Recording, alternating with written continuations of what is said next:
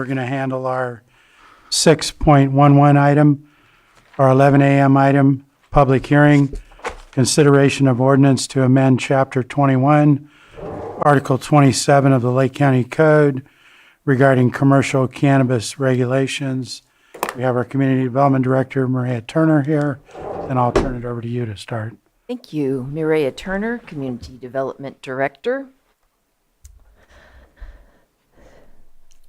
Lake County originally developed cannabis regulations about 10 years ago when it was a new industry just coming into regulation. There have been many changes in those 10 years, both in the industry, in state law, and the time that we have had to realize pros and cons of the existing regulations.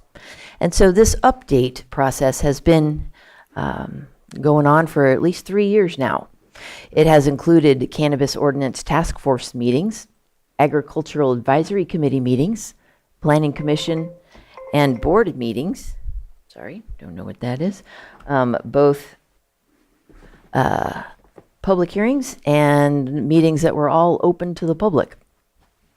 Late last year, sorry, that is annoying.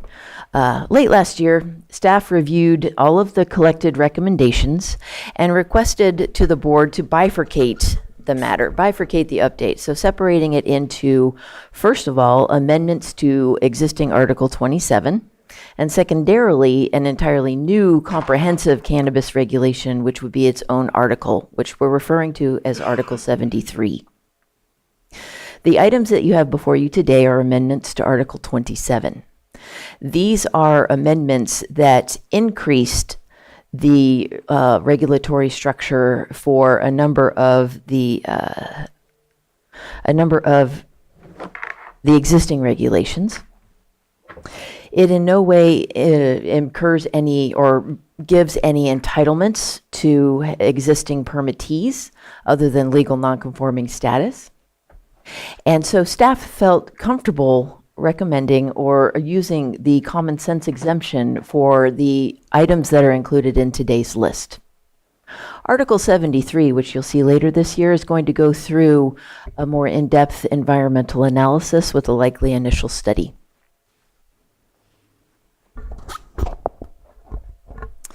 The bullet-pointed topics that are on your staff report were presented to the board at the end of last year in concept only. They have been reviewed. This staff report, as well as the draft ordinance, has been reviewed by both the Agricultural Advisory Committee and the Planning Commission, and their recommendations are included in the staff report.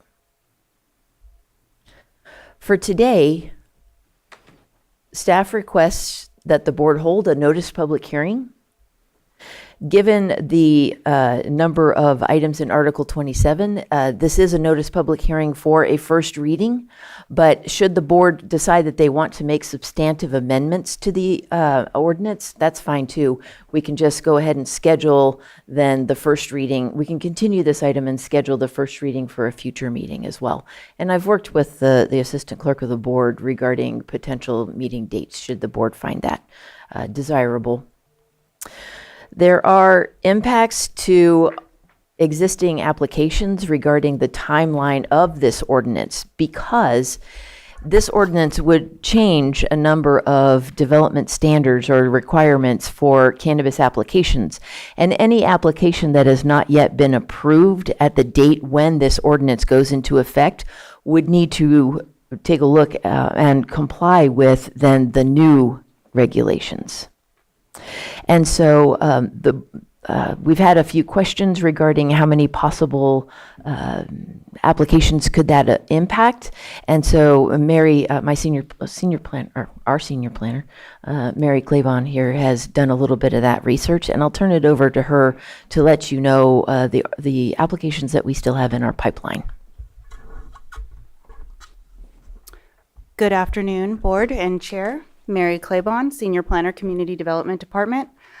At this time, the Community Development Department has 62 pending cannabis use permit projects. 36 of these are actively moving forward with regular correspondence with the applicant. And it should be noted that 7 of these are amendments to use permits that have already been approved.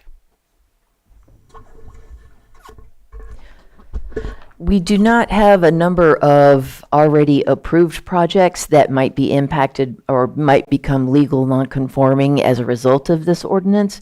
But it's important to note that all approved projects could qualify in some aspect for legal nonconforming. Once the board sort of gives clarity on setbacks, we could probably work on letting you know how many then would need to be legal nonconforming or would rely on legal nonconforming status, but it would require staff to go through 120 approved projects. So that's going to take a little bit of time to get that answer. If it, Chair, do you mind if I ask? Go ahead. I just want to clarify, what do you mean by qualify as legal non-conforming? Like new, unprocessed, or not finished projects that have yet to be approved could qualify? no. Okay, because you were talking about how many projects are left over, then you went into that, so I was Right. just We trying to did figure out. have a request for information regarding how many of our existing permittees would be impacted by any changes in these setbacks. And we don't have that answer at this time. So I just wanted the board to know that up front. Any permittee that actually has an approved project, and this isn't just cannabis, this is actually any approved use permit, could qualify for legal nonconforming should the regulations change after that permit had been approved. So that's my standard answer. It could cover any of them. Should the board be amenable, I would prefer to take the first two bullet points, the setbacks from off-site residences and the maximum canopy, and talk about those at the very end. Those are the only two that, of these bullet points list that generated robust discussion. And so I think we could save a lot of time by doing the rest of the bullet points first and then going back to talk about setbacks and maximum canopy, if the board is amenable to that. I'm okay with it. I'm not, As long as we have a conversation about it. yeah. Great. Then we will start with bullet point number 3, applicant and property owner identification and background checks. These amendments were done to synchronize with, first with the applicant and property owner identification, the items and the documents for the application we would like to sync with the state. The reason for that is, one, it makes it easier for our applicants to turn in the same data for the state and for the county. And two, we ran the list of what would be required in an application to identify the applicant and the property owner according to the state criteria by the treasurer tax collector, because he has voiced before the board some concerns and difficulty that his staff has had in identifying those members who are responsible for payment of cannabis taxes. He is comfortable with that list that is required by the state. And so we would just synchronize with the state so that would capture that fear as well as streamlining it for applicants in the future. Property owner identification was added to the background check requirement as well as the application requirement. That came from the board's interest as well as the Cannabis Ordinance Task Force. Additionally, we are removing all employees from background check requirements, but requiring full-time employees. This came out of a Cannabis Ordinance Task Force recommendation in that the people, what they're finding on the ground on day-to-day basis is that in cultivation, a lot of the people that are helping with the cultivation are actually subcontractors from a farm labor contractor. And so it's cumbersome for each individual permittee to secure background checks for every possible member on that team that would be there during the cultivation that would be actually operating as a member of a contractor. But they thought it was still appropriate for those full-time employees that you'll find that are in your dispensaries, the ones who come to work day to day, or your full-time managers at your cultivation sites. Those employees that are there for more than just a seasonal contractor, like a harvest. Question about this. Would you guys prefer waiting till we're done with the presentation, or as each item provide comment? I'm good with each item if you'd like. Yeah, I'm good with each item. I just, why do we care?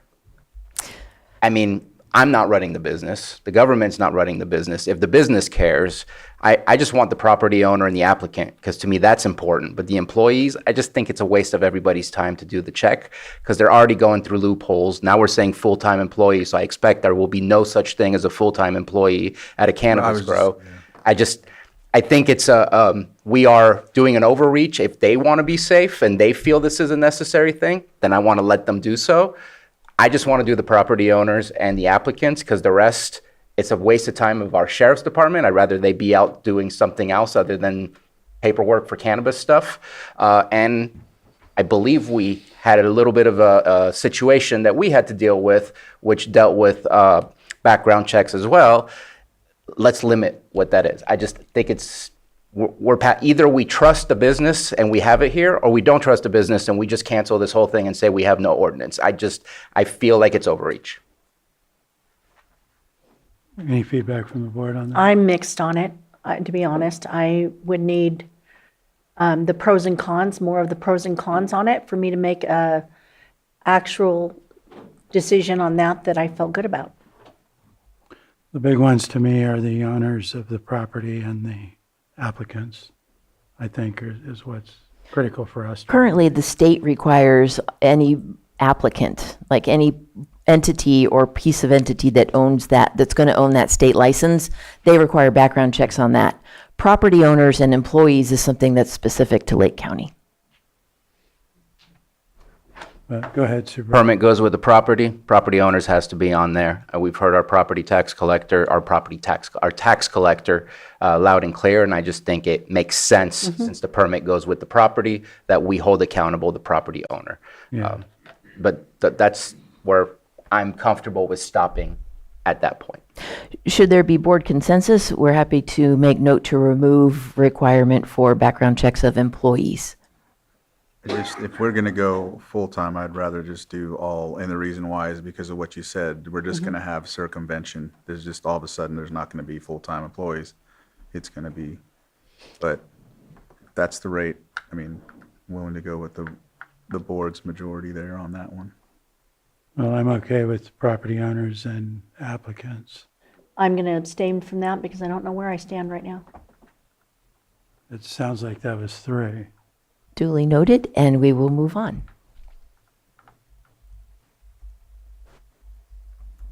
Next is operating hours.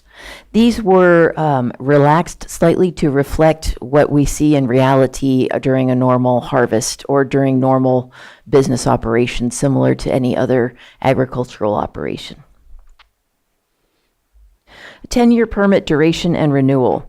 The amendment would remove the 10-year permit renewal or the term of a cannabis use permit. The purpose of this is because the 10-year limit is actually specific to cannabis. In the rest of the use permit world, the permit stays active so long as, and it does not have an expiration date, so long as the business stays active or that land use stays active. Should it expire for more, or should the business be inactive for 2 years, the use permit expires. That's already in our zoning code.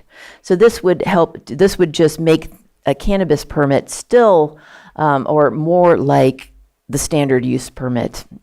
It would still require, it doesn't remove the requirement of the annual report or the annual site visits. Those are separate. It also still does not take away the county's ability to recommend revocation or modification to these permits, should that also become necessary. It just removes the 10-year permit life and the require to renew. Supervisor Hahn? Yeah, I have a problem with that, to be honest. And the reason why is right now, we're so lax on a lot of this that, and originally I was for removing the 10-year. But looking at it, and since we're in the process, and as you know, I tried to put a pause on our new applicants till we got this worked out. So we have a lot of non-conforming, matter of fact, most of them will probably be non-conforming once we get our new articles forward. I think that at that 10-year mark, that at that time, they should be making sure we're in compliance. Furthermore, as far as you had mentioned that it doesn't take away the reporting or the what do you call it, when you're going to check on them. But further down in your information you have, or in your request, you want to reduce how often that you can go check on them by, what was it, or every other to 5 years if they haven't had any violations. So I can't remember because I read all of it last night, so I might be getting gerbled. But, so I do have a problem with that. I would like to keep the 10-year in place at this time at least. And then I think that at that time, that gives us a chance to bring people into compliance that are non-conforming. So that's where I'm at on it. Just for clarification, so what would happen, we've been having this ordinance for about 10 years. Have we actually hit the 10 years? No, because the permits had not been issued yet. So, yeah, we're not coming up on that. 2028? Okay, thank you. Did you go ahead? Yeah, I'm really more focused on the conditions of approval. If they're meeting those, I think whatever the year could be, I'm fine with. But I think that I think a lot of other businesses and a lot of other projects or major use permits, they get a specific amount of time, and when they come back, as long as they're doing everything and everything's met, then that for me, the good players, they continue on. That's how I feel on that. Well, I think they have that option of continuing on. It's just a time to kind of go checkmate and make sure that everything is looking good. They haven't had any violations, et cetera. It's easier to get through the process, but I would like to be able to use that 10-year stop or, renewal to be able to bring people into compliance. Without the 10-year renewal requirement, projects that would be operating as legal non-conforming would be allowed to operate according to their original approved conditions. Legal non-conforming, though, does limit an existing permittee from expanding land use. So significant changes or alterations in how they are operating would then be held to the new standards. They would not be allowed to have significant expansions of footprint, alterations in operations, things like that.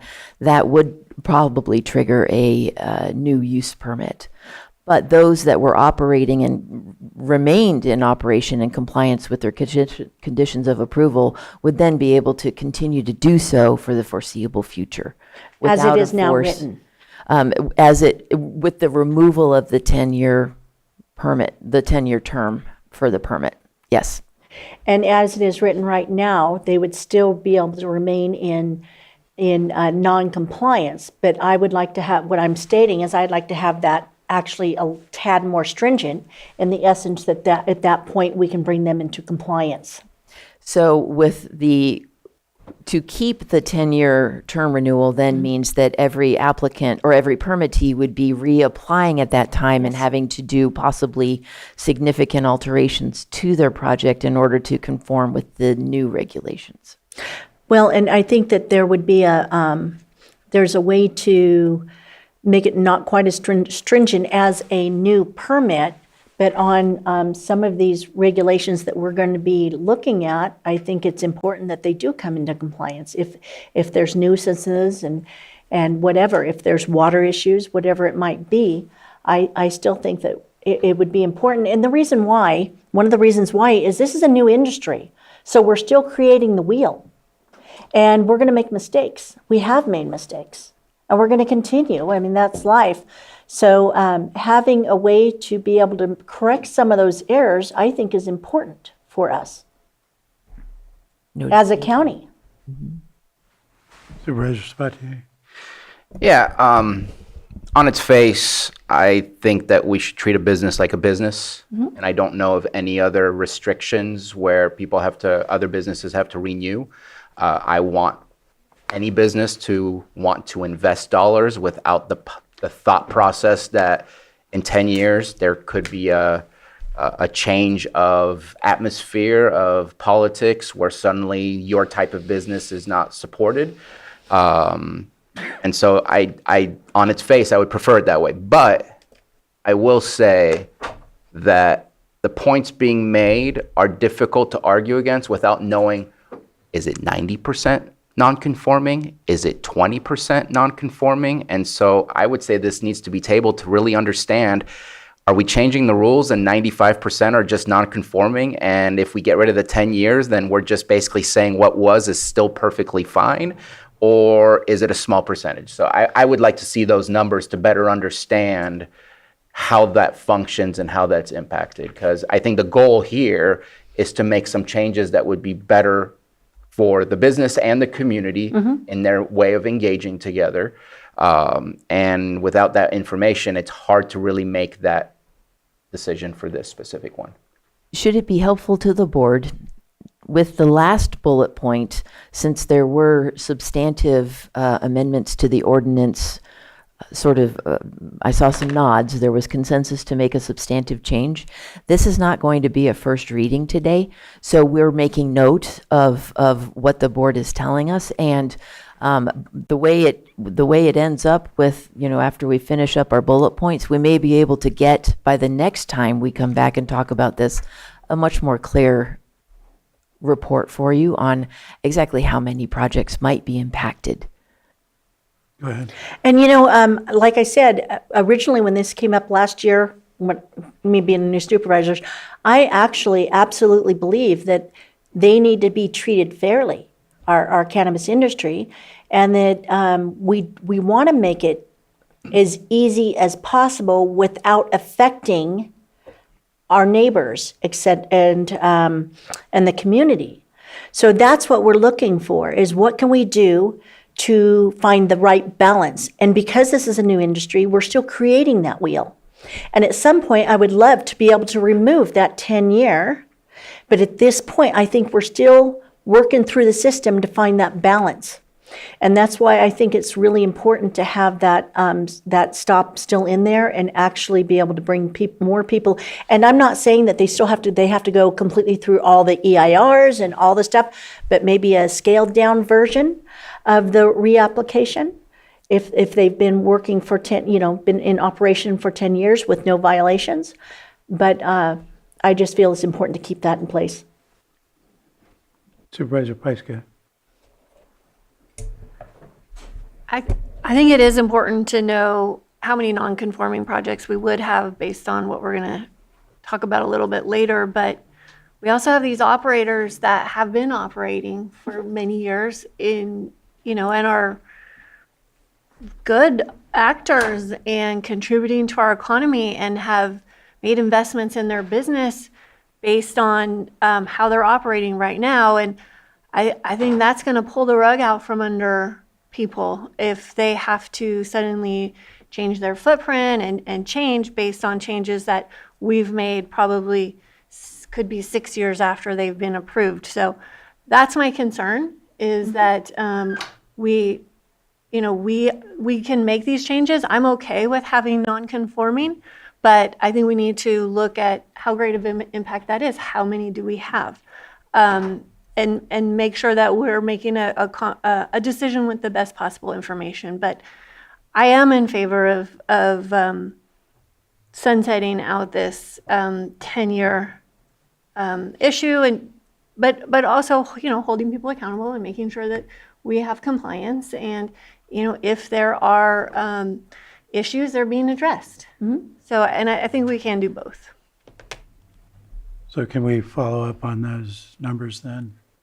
Go ahead. And I do want to, I don't know if it was successful, so maybe it's not a good idea to bring up, but we did provide some time to conform to the farmland protection zone. And maybe it's not just a snap of a finger, 10 years, you must do so. Maybe it's over the course of time, so that it doesn't have a large impact. I think those conversations could be had, but without the information and the data, I think it's getting a little ahead of ourselves. Yeah, and I don't think we're going to have the actual data on how many are going to be non-conformant till we know what the rules are going to be.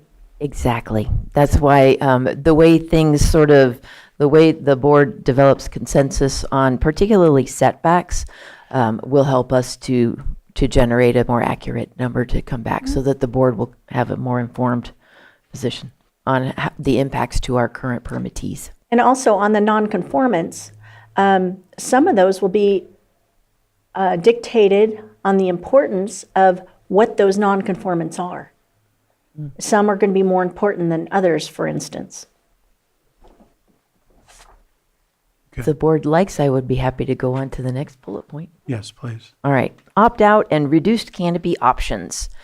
This was offered just originally from staff. It was not codified into our regulations. We would like to formalize the opt-out and the reduced canopy options by instituting a deadline, a firm deadline of letting the department know, and as well as requiring that a permittee, after they receive their state license, does not opt out for 2 subsequent years, because in the zoning ordinance, that looks like 2 years of inactivity, which then makes your permit expire. So the opt-out timeline wouldn't start until the permittee gets their state license, because that takes some significant time, we've heard from our various permittees. But after that state license is granted and they start their operation, after that, then opt-out would be allowed no more than every other year. But it would remain as an option for our permittees, should they like to take advantage of that. There would not be the same 2-year limitation on reduced canopy, but the same reporting deadline for the county would be required, and that deadline was chosen so that our staff and treasurer tax collector staff would then have enough time to work together so that these permittees wouldn't be getting erroneous tax bills later on. So that's how we picked that deadline. And it helps us also because June 1st, we're really setting out and solidifying our annual site monitoring visit schedule. Supervisor Pyska? What are the opt-out fees? We do not currently have a fee for opt-out. But it does cost staff time. It costs us approximately an hour in staff time. Okay. It seems like that's something that should be looked at since we're looking at all the fee opportunities and time usages of staff in CDD, and then following up on our earlier conversation about having a penalty too if a late opt-out comes in. Thank you. We would be happy to take a look at establishing a fee for the opt-out application. Additionally, after listening to the board's conversation today during those tax appeals, I did speak with county counsel, and should the board like staff to review and set up some sort of fine or penalty for not applying by the deadline, we'd be happy to do so. It's more likely instead of affecting this ordinance, we'd look for it over in Chapter 13, where a lot of our penalties and fines lie. But we'd be happy to follow up on that should the board have an interest. That covered your question. Yeah, I'm interested in that. Great. Noted. Did you have a question? Yeah, we're still talking about opt-out. Okay, I'm thinking that if we can go to like a 50% canopy minimum, and I think the 2 times you said every 2 years or something like that. I think 2 times in 5 years is kind of the same thing. I don't know if that'll work, but it kind of fits where I'm at with it. And I also, if their conditions of approval are met, I think it gives them a little more opportunity to opt out as well. So Just so I have clarity, are you saying that you would like to not have an opt-out option, but rather a reduced canopy to no less than 50% option? right, yeah. Okay. Supervisor Pyska? I don't know if 50% sounds fine. I don't know what that number is. I think we definitely need a floor. We don't want a minimum of 1 square foot or someone's growing 1 plant. That does sound silly. That sounds silly. Yes. So I think we do need to have some kind of floor. Floor, yeah. Okay. And I don't know what that is, but I think it's worth having a recommendation. We could come back with a few different options. Okay. We do have a number of our larger cannabis permits that I think have not gotten even close to 50% yet. So, yeah, but we could come back and take a look at that at the next time. Okay, Supervisor Sabatier? Yeah, just in case I didn't understand, I just wanted to at least speak on it. Were you proposing over the course of 5 years if you opt out twice? Okay, it's not the consecutive years. So I can understand a minimum threshold for reduction, but 50% just seems really high, because again, I don't want to force a business to run a business that's going to be gone into the ground if they're opting to say, look, I can do this, I can find the staffing, or I can find the employees to do the work. I mean, there's all kinds of reasons why it could be a struggle, and I don't want to create a law that forces a business to run a business at a deficit. So I want to be careful on that.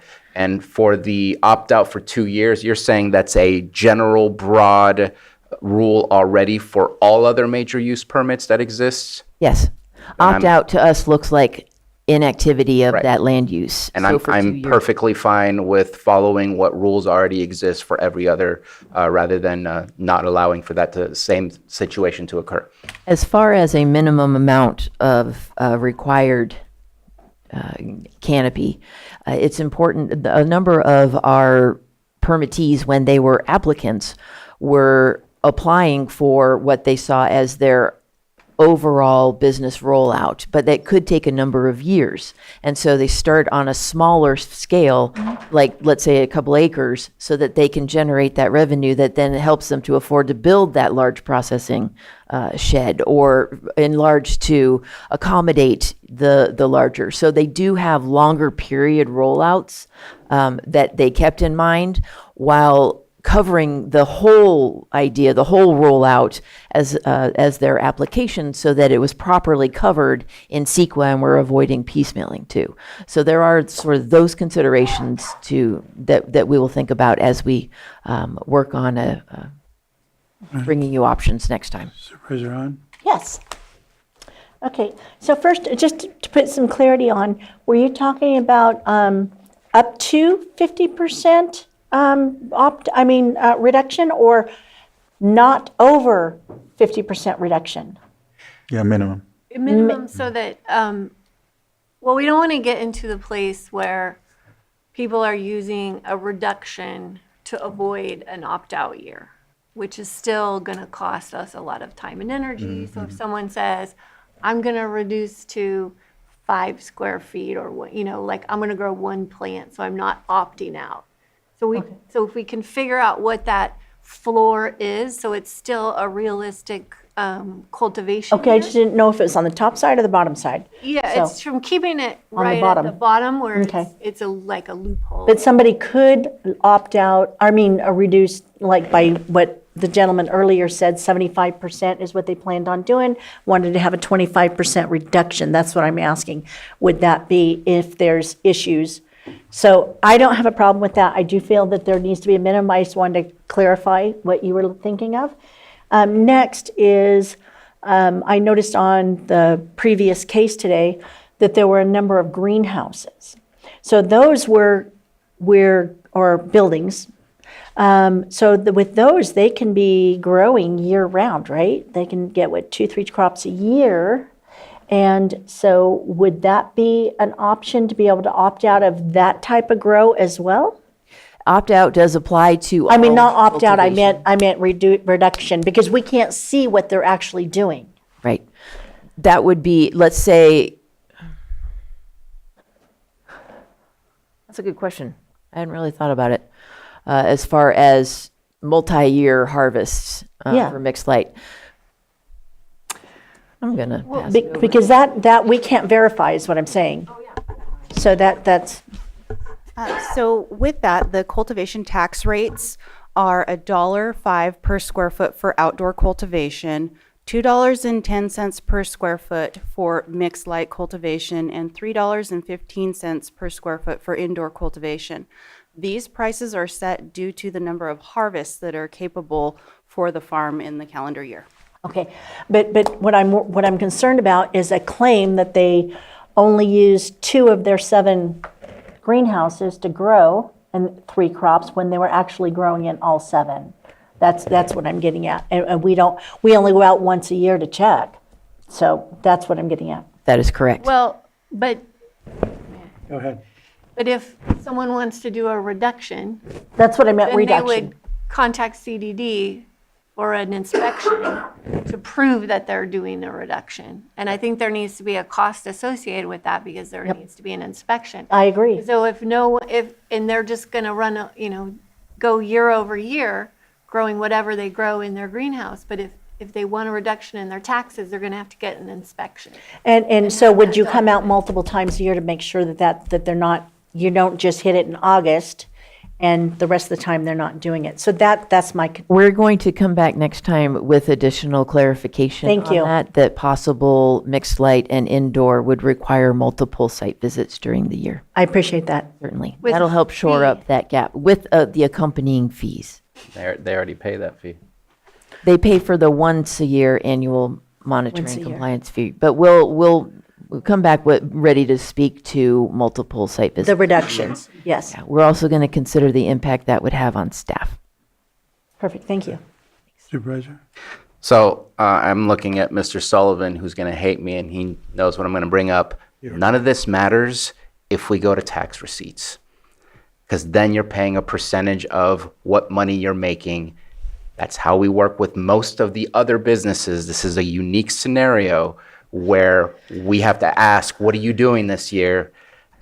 We have to get there at one point or another. And if we have inspections that are happening multiple times for those that can have multiple seasons, then we'll know what's going on out there. We'll know they're following the rules.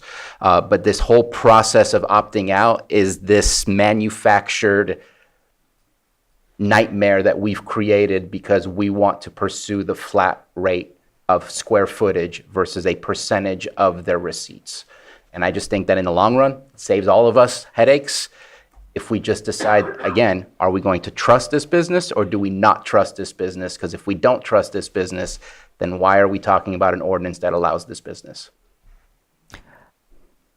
I know that Patrick will have certain choice words in response to that I suggestion. hear him yelling at me I'm going to telepathically. defer to him for that in a separate item since that's not on our agenda today.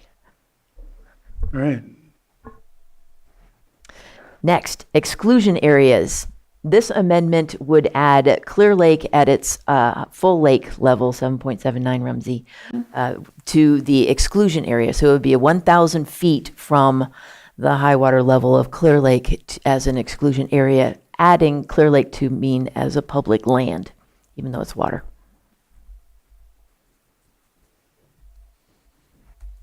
Farmland Protection Development Standard. This is the recommendation or the preference or, the voiced sort of recommendation to use anchor points in the farmland protection zone for the greenhouses where feasible. Should be noted that there was discussion about this one at the Planning Commission, and they wanted it to be required and grounds for denial of a project if the project could not accommodate anchor points. We did have some public input hypothesizing when anchor points really wouldn't be feasible, that it could be, or that the business would operate better, or it would be preferred if a slab was used. And so the Planning Commission recommendation was to not just recommend them, but to actually require them and prohibit concrete slabs for any structure within the farmland protection zone. Supervisor Pyska? I've had many conversations with people in Big Valley over this issue, and the argument has changed and the recommendation has changed over the years. So originally there was the requirement to do a slab, and then people did not like the slab because you're taking away farmland. And that is understandable. So then we went with the direction of the anchor points. But that can be problematic too, depending on the project and depending on the area. So I would like the recommendation that we would prefer the anchor points, but not make, we suggest anchor points, we prefer anchor points, but if a slab needs to happen for the project, I don't think we should stand in the way. Supervisor Sabatier? I'm not really against that comment, and I appreciate the comment, just because I was looking around, especially in the Big Valley area. I mean, some of our most prized assets for agriculture are on ag land, prime farmland, and on a slab. And I think that it, again, I don't think the entire thousands of acres are going to get suddenly slabbed over. And so I'm not really worried about that. So I appreciate the comment. What I wanted to say is, if you don't mind my talking about farmland protection zone, or do you want me to wait? You're bored. Because I feel like you kind of touched it a little bit. You're saying it's amended to read as followed, but it changed the zone that the farmland protects, because you took off the 1, 2, 3, and 4 that was attached originally. What we did, we created a polygon. So first off, I think we need to identify the map rather than just talk about it, because this is going to be kind of like the scenic corridor where you're talking about it, you have a setback, but I don't know where the setback comes from. We had submitted a GIS map when we passed the original amendment that created the farmland protection zone. I think that map needs to be as an exhibit that's attached to whatever this amendment is, to again be able to get back to it. So there's proof as if this was approved. That's why these polygons were created in GIS. And even then, and I don't have the original ordinance in front of me, I'm just going to go from the top of the head.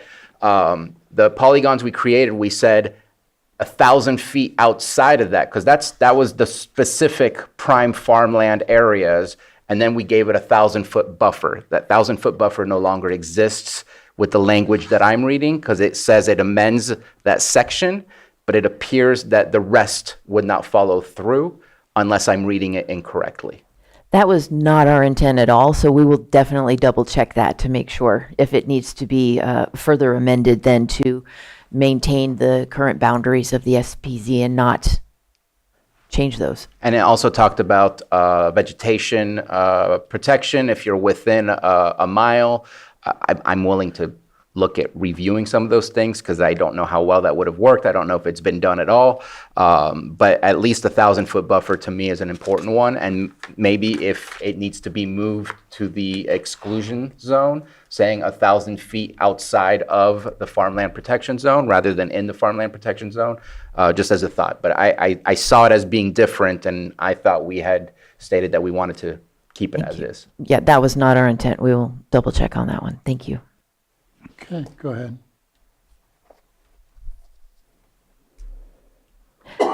Riparian setbacks. This is to synchronize with the State Water Resource Control Board. It would be reflected on the site plan, and that's why you see that particular citation in the ordinance. That's where our applicants will show us that they are conforming to those setbacks set by the state.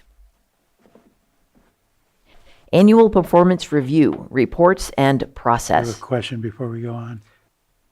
I have a conditional question for you. I know that you're changing I. It was 27.13 AT2I D10I, which is specific to what you just read. This section shall include a map of any spring, top of bank, Yes. any creek, one. But then 2 through 5, I believe, 2 through 6 identify the specific classes with the setbacks. Are those all gone, and we're following the setbacks of the state only and not identifying individual classes? The classes are identified at the state, and so we didn't need to repeat them. We also are including the table of those setbacks from the state in our pre-application and our informational handouts. Because the way that it reads is it says it's going to amend that whole section 10I. I is specific. There's still 2, 3, 4, 5. Correct, it would not amend those sections. So those sections need to be amended because they're wrong. Okay. They all say 100-foot setback, and at the state, I think it might be as small as 50 feet for certain classes and 200 feet for certain classes. And so that needs to be fixed so that they match what the state says. That was our intent. We Okay. will take a look at that. Thank you. And so that would be that same section 2 through 6. Cool. Good, noted. Annual performance review, reports and process. In our current regulations, it states that the Planning Commission will review the annual progress reports of all 120 permits. That has not been done. It's not realistic. What we would like to do, and we ran this by the Planning Commission, is the department will retain the primary role for review of all these annual performance reports, which is something that we do before we go out and do our site visits. The Planning Commission, however, would like to not be disconnected from that. They would still like to understand what's working, what's not working. And so we will work out a schedule with them where we update them on how things are going on this year's annual reports. We'll also bring to them any trends that we see coming up so that they still stay informed on how the regulations are working. But it does not seem feasible in the future that they will go through 120 plus any additional in the future. It will only increase reports on their own. Go ahead. So I have a little bit of a problem with that, and it goes both ways. I mean, I'm just going to read. It's a performance review report. Like, from my perspective, a performance review is with a contractor to make sure they're doing what we're paying them to do. We have code and regulations. If they're violating those codes, there's something we can do. We don't need to wait for a performance review for that. That should be done as needed or with our annual inspection. But it says this annual performance review report is intended to identify the effectiveness of the approved use permit. I just don't care if they're doing well in their business. What I care about is, are you using more water than what you said you would use? Are we having some concerns or complaints about what you're doing to make sure that we're figuring out what's working, not working? But the way that it's worded, I mean, we want to go over their property management plan, conditions of approval. I just, like, that needs to be done beforehand. The rest is, are you following the code, conditions of approval? Are you following the code and regulations? They can suck at their business, or they can be immensely amazing at their business. I'm not looking for the effectiveness of the permit, more of how is it working on the regulation side, and that's it. And so on the other side, I think it should not necessarily have to go to the planning department. I think it should be very public.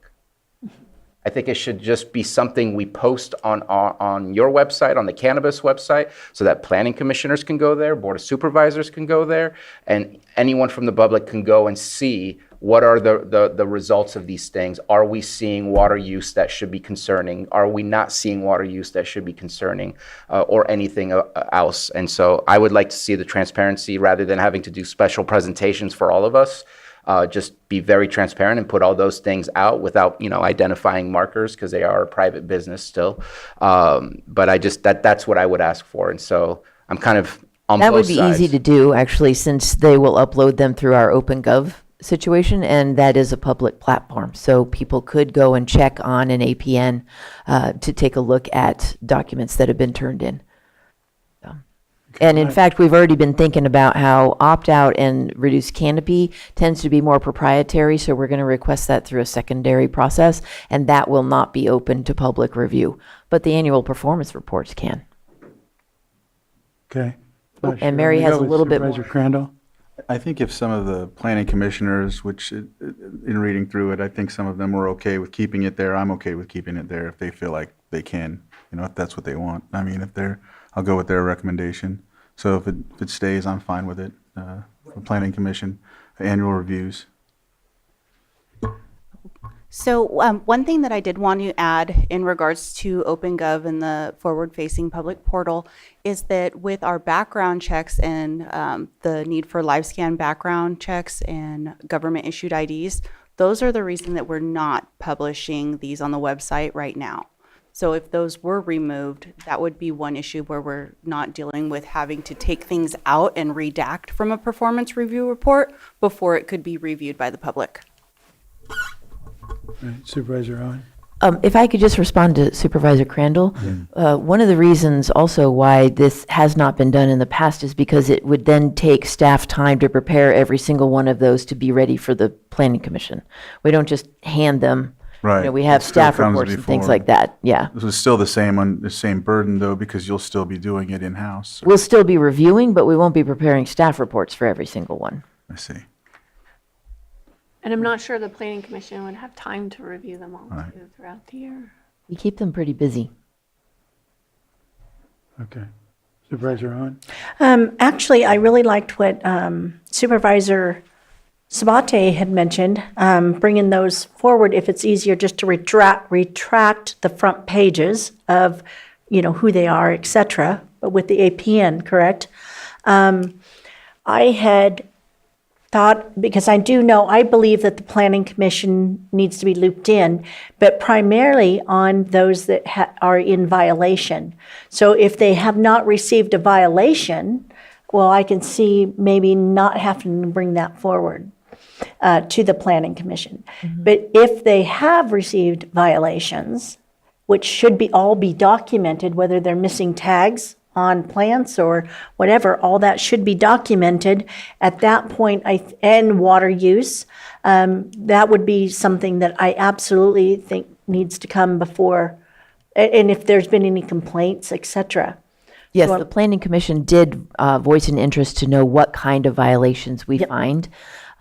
Because we'll find teeny tiny things like, I don't know, little bitty things, but then we also find significant things. Sure. And so the Planning Commission will stay apprised on the types of violations that we find during our annual site visits. That does not mean that the project will come for revocation. That's a whole Right. different. Right. And I just felt like if there's been violations, I think that they do need to be abreast that, and that those particular ones should be coming forward to them. And it could be in the future that they lose interest. They just haven't gotten these reports in the past. So Right, we're right. happy to I was do aware of that, actually.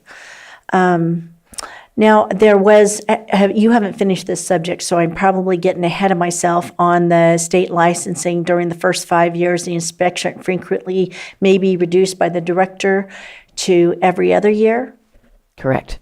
And I think that wasn't there already provisions in there for some of that?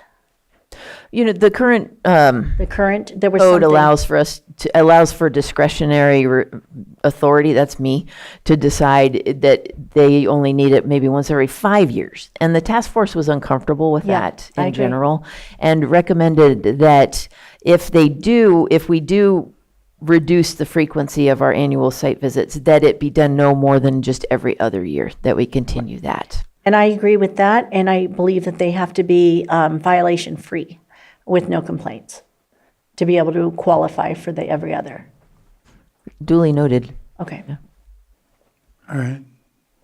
You were good. I'm good. Supervisor Sabatier? Yeah, I feel like I apologize if my language is not appropriate, but I think we need to be careful what we're trying to create in our planning commission. Our planning commission is not a land authority of enforcement. It is a land use. They make a decision whether something fits within the box that we create. Enforcement does not lie in the planning commission. So to go to them to share what violations are happening, that has nothing to do with the land use regulation. That has to do with what ordinances we create and whether or not we need to add more teeth. So I think we need to be careful what we want to empower them with, because I think we need to keep them within a certain box. Not saying it shouldn't expand, but I think that is an expansion where we're just giving away our powers almost in some way, shape, or form, or treating them like they're quasi-board of supervisors. I think if we make it public, and I don't think that we need to have identifying factors. We just need to understand what are the impacts, because there is concern. There should be concern on this board. I'm concerned what happens when 100% of the people who have licenses grow 100% of their crop. Like, we have never experienced that. And so that'll be a little further down the road to have that conversation. But we should be paying attention, and I think the public should be made aware of what we're paying attention to. And the planning commission can be treated just like a member of the public where they have access to those reports. But I think that if we start going over there and sharing what violations are happening, what they think about, are they supposed to prejudge what violations may happen in a land use decision? Like that just, that feels like we're going in an awkward direction. So I feel we need to kind of rein that back in. We need to take control of that power. We need to make sure that we give you teeth to be able to make sure people follow the rules. And if I may, just to, what was that last comment you were making about the skipping the year? I would like to suggest that if you do say this is a good actor, we can skip a year of inspection. This happens for many other industries. A self-certification really helps too. Like that. That way, at least they can say, yes, I have my tags. Yes, I have, like, we have something in writing of what they state they're saying so that we can use that to make sure if something goes wrong, you said, and I just think self-certification for those positive years because of positive history helps us rather than having a complete gap of documentation. Noted. Thank you. We'll move on to incomplete and abandoned applications. This was, this came from staff recommendation. We would really like to be able to move stagnant projects off of our plate. And this gives us a tool to do so. We got it from the state. They have this already in place. And so we would like to have a period, a deadline after we send an incomplete letter for that applicant to get us the information that we require. And if not, we will consider that application withdrawn or abandoned, and we can just get rid of it. The 2 years seems to be really popular for a lot of things. Just saying. Setbacks from hemp cultivation. Again, this is to assist staff in the field. Cannabis looks an awful lot like hemp. Hemp regulations are very different from cannabis regulations, and we don't want to have to worry about it when we're out there doing our site visits. So by requiring a distancing between your hemp cultivation and your cannabis cultivation, this will greatly assist our staff in making an accurate canopy measurement. Metric trace and So we have, Be identified by the clear eye and the red eye.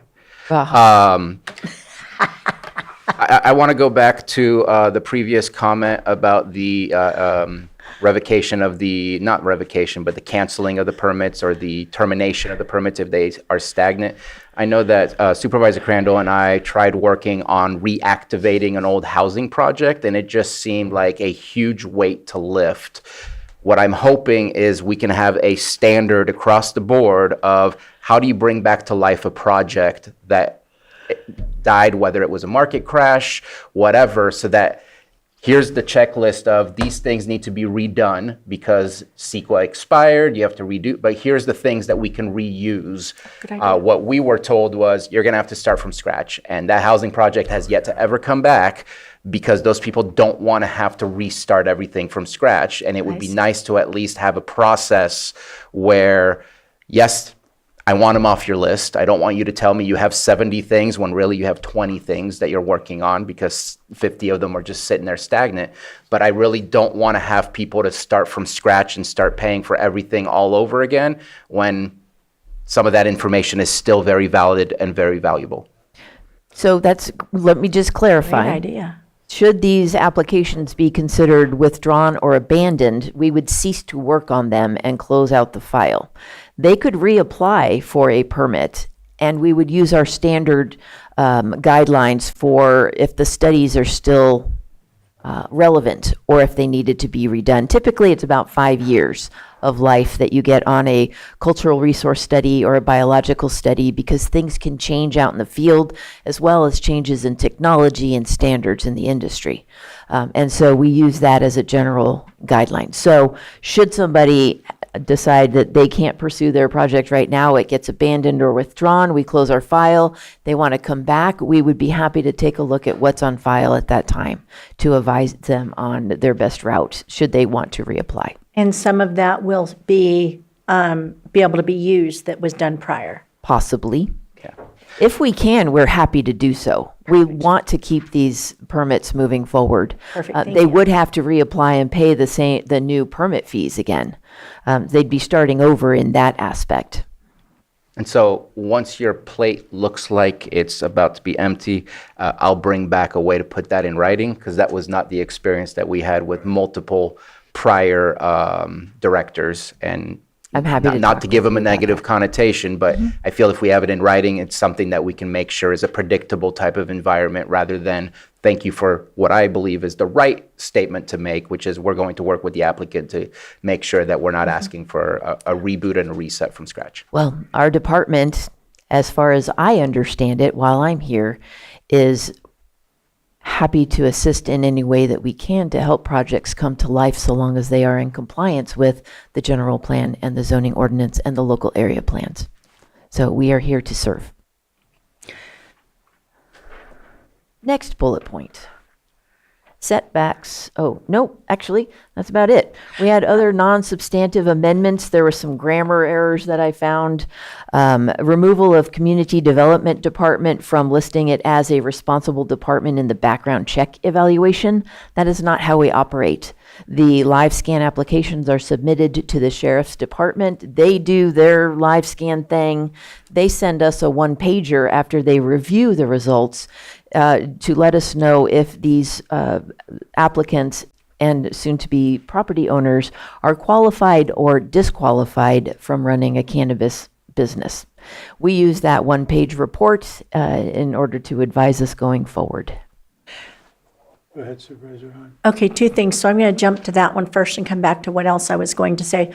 So on that, I know that that was in our comments, and I think one of the issues, and I'm not quite sure how this works, was getting some information on the denial. Why? Because according to them, there was an expungement. Yeah. And so how did they go about that? They said they're getting the runaround. There's been a lot of misinformation about that topic in particular over the last year. The applicant submits their live scan to the sheriff's department. It goes to the Department of Homeland Security, I think, and the Department of Justice, and a report comes back to the sheriff's department. They review that information according to the criteria that is listed on the application. There are certain disqualifying criteria. They don't bother to talk to us about it. They do their own evaluation. That is why when an application comes back as disqualified, we have nothing to tell the applicant other than talk to the sheriff's department. They're the evaluating body or the evaluating department for that. Expungements do not necessarily mean that they are now qualified. Okay. CDD doesn't have anything to do with that. It's Sure. all the sheriff's department. So that is why we refer them to the sheriff's department. We don't request that they offer the sheriff bribes. We don't request that there is some process set up. We merely refer them to the sheriff's department for more information. Okay. And then I completely defer to Sheriff Bingham and his staff on how they handle that. Okay. I'm educating myself on this. The thing I had actually raised my hand on was board gave direction to staff to look into options for a PEIR, Pragmatic Environmental Impact Report concerning water impacts, sphere of influence. And we didn't see that addressed. Correct. That has not come back to you. At that board meeting, staff received clear direction that an EIR for odor impacts was not desired at this time, but that the board was interested in an EIR on water impacts for all uses not limited to cannabis. I have not actually move forward with that because that is so broad. But should the board be interested in that direction, that I would be happy to, and wants a timeline for when that will come back, I would be happy to actually confer with Water Resources Department, because I think that they should probably be involved with any type of water use and impacts it would have. And I don't recall excluding the odor because I think I think we had stated, I know I specifically stated, that the two biggest issues are water and odor. That is what I brought to the board, and if I remember correctly, the board response was, we are increasing setbacks. That's going to address our odor impacts. We're not interested in the EIR for odor impacts, but water impacts in general is something that is of more interest, not specific to cannabis. Yeah, I just didn't, I have different recollection on the odor portion of it. I do know I felt it was on both, because we don't know for sure that the setbacks are going to address the odor, so we needed to have some kind of information. And I had noticed that there was the inverted triangle or the Inverse square. inverted square. That's coming up in a next bullet. Okay, let me just stop there then. Thank you. Supervisor Crandall? You said what was the next one? I'm sorry, I don't want to jump ahead.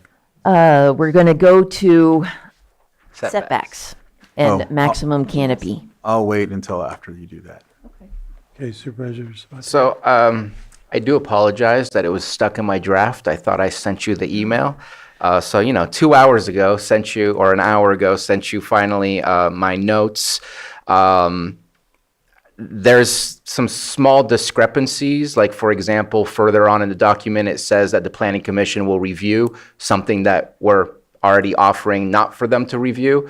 So there's just things that linger. Talks about that you need a permit, and then it states what permits, but we need to add permit type number 5. And so there's just, I gave a lot of information to try and make the cleanup, do some cleanup a little bit, because there's so many changes that it's hard to follow where all of the impacts that some of those changes will have.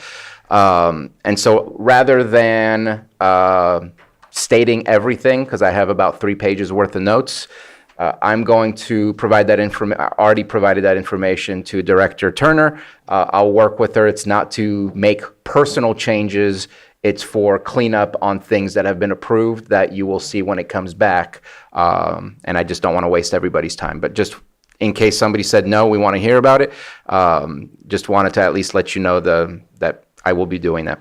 That sounds fine, and if you like, we could upload your email and include it in the next.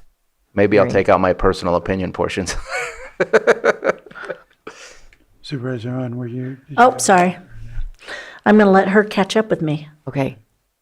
Then we're going to go to setbacks. Actually, let's do maximum canopy first, because that's a little simpler. Do you mind, Chair? Go ahead. So there's some changes that we're making to manufacture. You didn't really touch on that because some of them are the same changes that we're making to the cultivation and the processing and things like that. So we did AT, we did AU, and we did, and AU is manufacturing.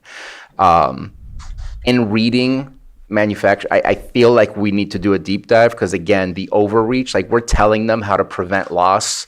Like, I just don't think that should be in our ordinance. So at one point, I don't want to do the deep dive right now, but because you only gave us what was amended, I felt the need to read the actuality of what is the ordinance and what's changing in it. But there's just some things in there that I feel like was made out of fear rather than made out of good policy. And And I'd again- like to review some of those things in the near future. Perhaps that would be best incorporated into Article 73. These are the items, these are the amendments to 27 that staff felt comfortable would not require that further environmental review that 73 is going to get. And so the changes that you see that are to processors or manufacturers are specific to the bullet pointed list that's in front of you. Mostly the application requirements, background check requirements. Where I saw those repetitive in the ordinance, I made those changes as well for these bullet pointed items only. And for example, one of them, I know Zero Base hasn't been fully approved, but we're asking for a landscaping strip 5 feet wide from the base of the building. And it's like, that doesn't work anymore. And so I think we need to have a deeper dive and look at some of these ordinances as a whole. Should the board be amenable, I will incorporate that into Article 73 rather than bring you another Article 27 amendment. Okay. Maximum canopy. From a previous board discussion, we heard a recommendation for no more than 20 acres of canopy for cultivation. That is reflected in the table that you see at the bottom, the very bottom layer or row on the right-hand side of a maximum of no more than 20 acres or 871,200 square feet. That would be imposing that maximum 20-acre canopy. I'm looking for board feedback on installing or creating a maximum canopy of 20 acres. This does not exist in our current regulations. Currently, you may have as many acres as you want to propose, so long as you have the sufficient 20-acre to 1-acre canopy ratio of land. Supervisor? So I'm glad that you actually brought that last part into the conversation, because I think that's why it's important to me. I have seen the co-locating or the Cluster. collection of properties where useless properties that you would never farm on get purchased just to add the total number of acres, and then you have this very small portion of farmable land that then you get to say, well, I own 1,000 acres, so I can do 200 acres or whatever it is, 20 acres. Yeah, I think I'm doing my math right. That to me is a problem, because then that concentrates it in an area where you're more likely to impact the neighbors, versus if you could have done it in the middle of nowhere in the mountains that you purchased, then you'd be growing out there. And so a bad example, and I apologize, Mr. Sherrill, but one of the situations was sours. I think you were involved with sours. You weren't involved, so I apologize. I never said that. But I saw that they purchased all the properties to all over the ridge, and then just put it only in the valley, where obviously that's where you can do agriculture. So instead of saying, please identify what's possible land that could be used for farming, that's like asking you to do the impossible. I think we need to have a maximum, and I think that 20 acres maximum, I'm good with that. I'm good with moving forward, and because of that clustering issue. Supervisor Pyska? I mean, we did have conversation of maximum, and I agree we do. I know the number 20 was put out there. I don't really know how I feel about it, because I don't know how many, like, how many projects do we have that are more than 20 acres? Gosh, I just had that. At this time, we have one amendment to use permit for 20 acres. They have currently 20 acres of canopy. They're applying for 30.11. We also have another approved project that has 59 acres of canopy approved. However, they have yet to operate. What year did that one get approved? That one was, I believe, in 2022, possibly 23. It's been a long time. We have another approved project that is active at 39 acres, and we have one that was recently approved at 25 acres, but they haven't reached their full build out. So it's well less than 10. Yeah. Well, it's like 2 that are active and 1 that is in application, right? 3 that are active. 1 of those 3 is in application for an amendment for expansion, and then 1 has not yet operated. Okay, so if we did adopt this, then we would have potentially 3 legal non-conforming, Potentially, yes. which is fine. Okay. Nice. I know that some are recommending 5 to 10 acre cannabis. The 20 I could accept. I think the smaller keeps it to our local growers, which that's what I think we're a little more about. But so it's up to the board. Yeah.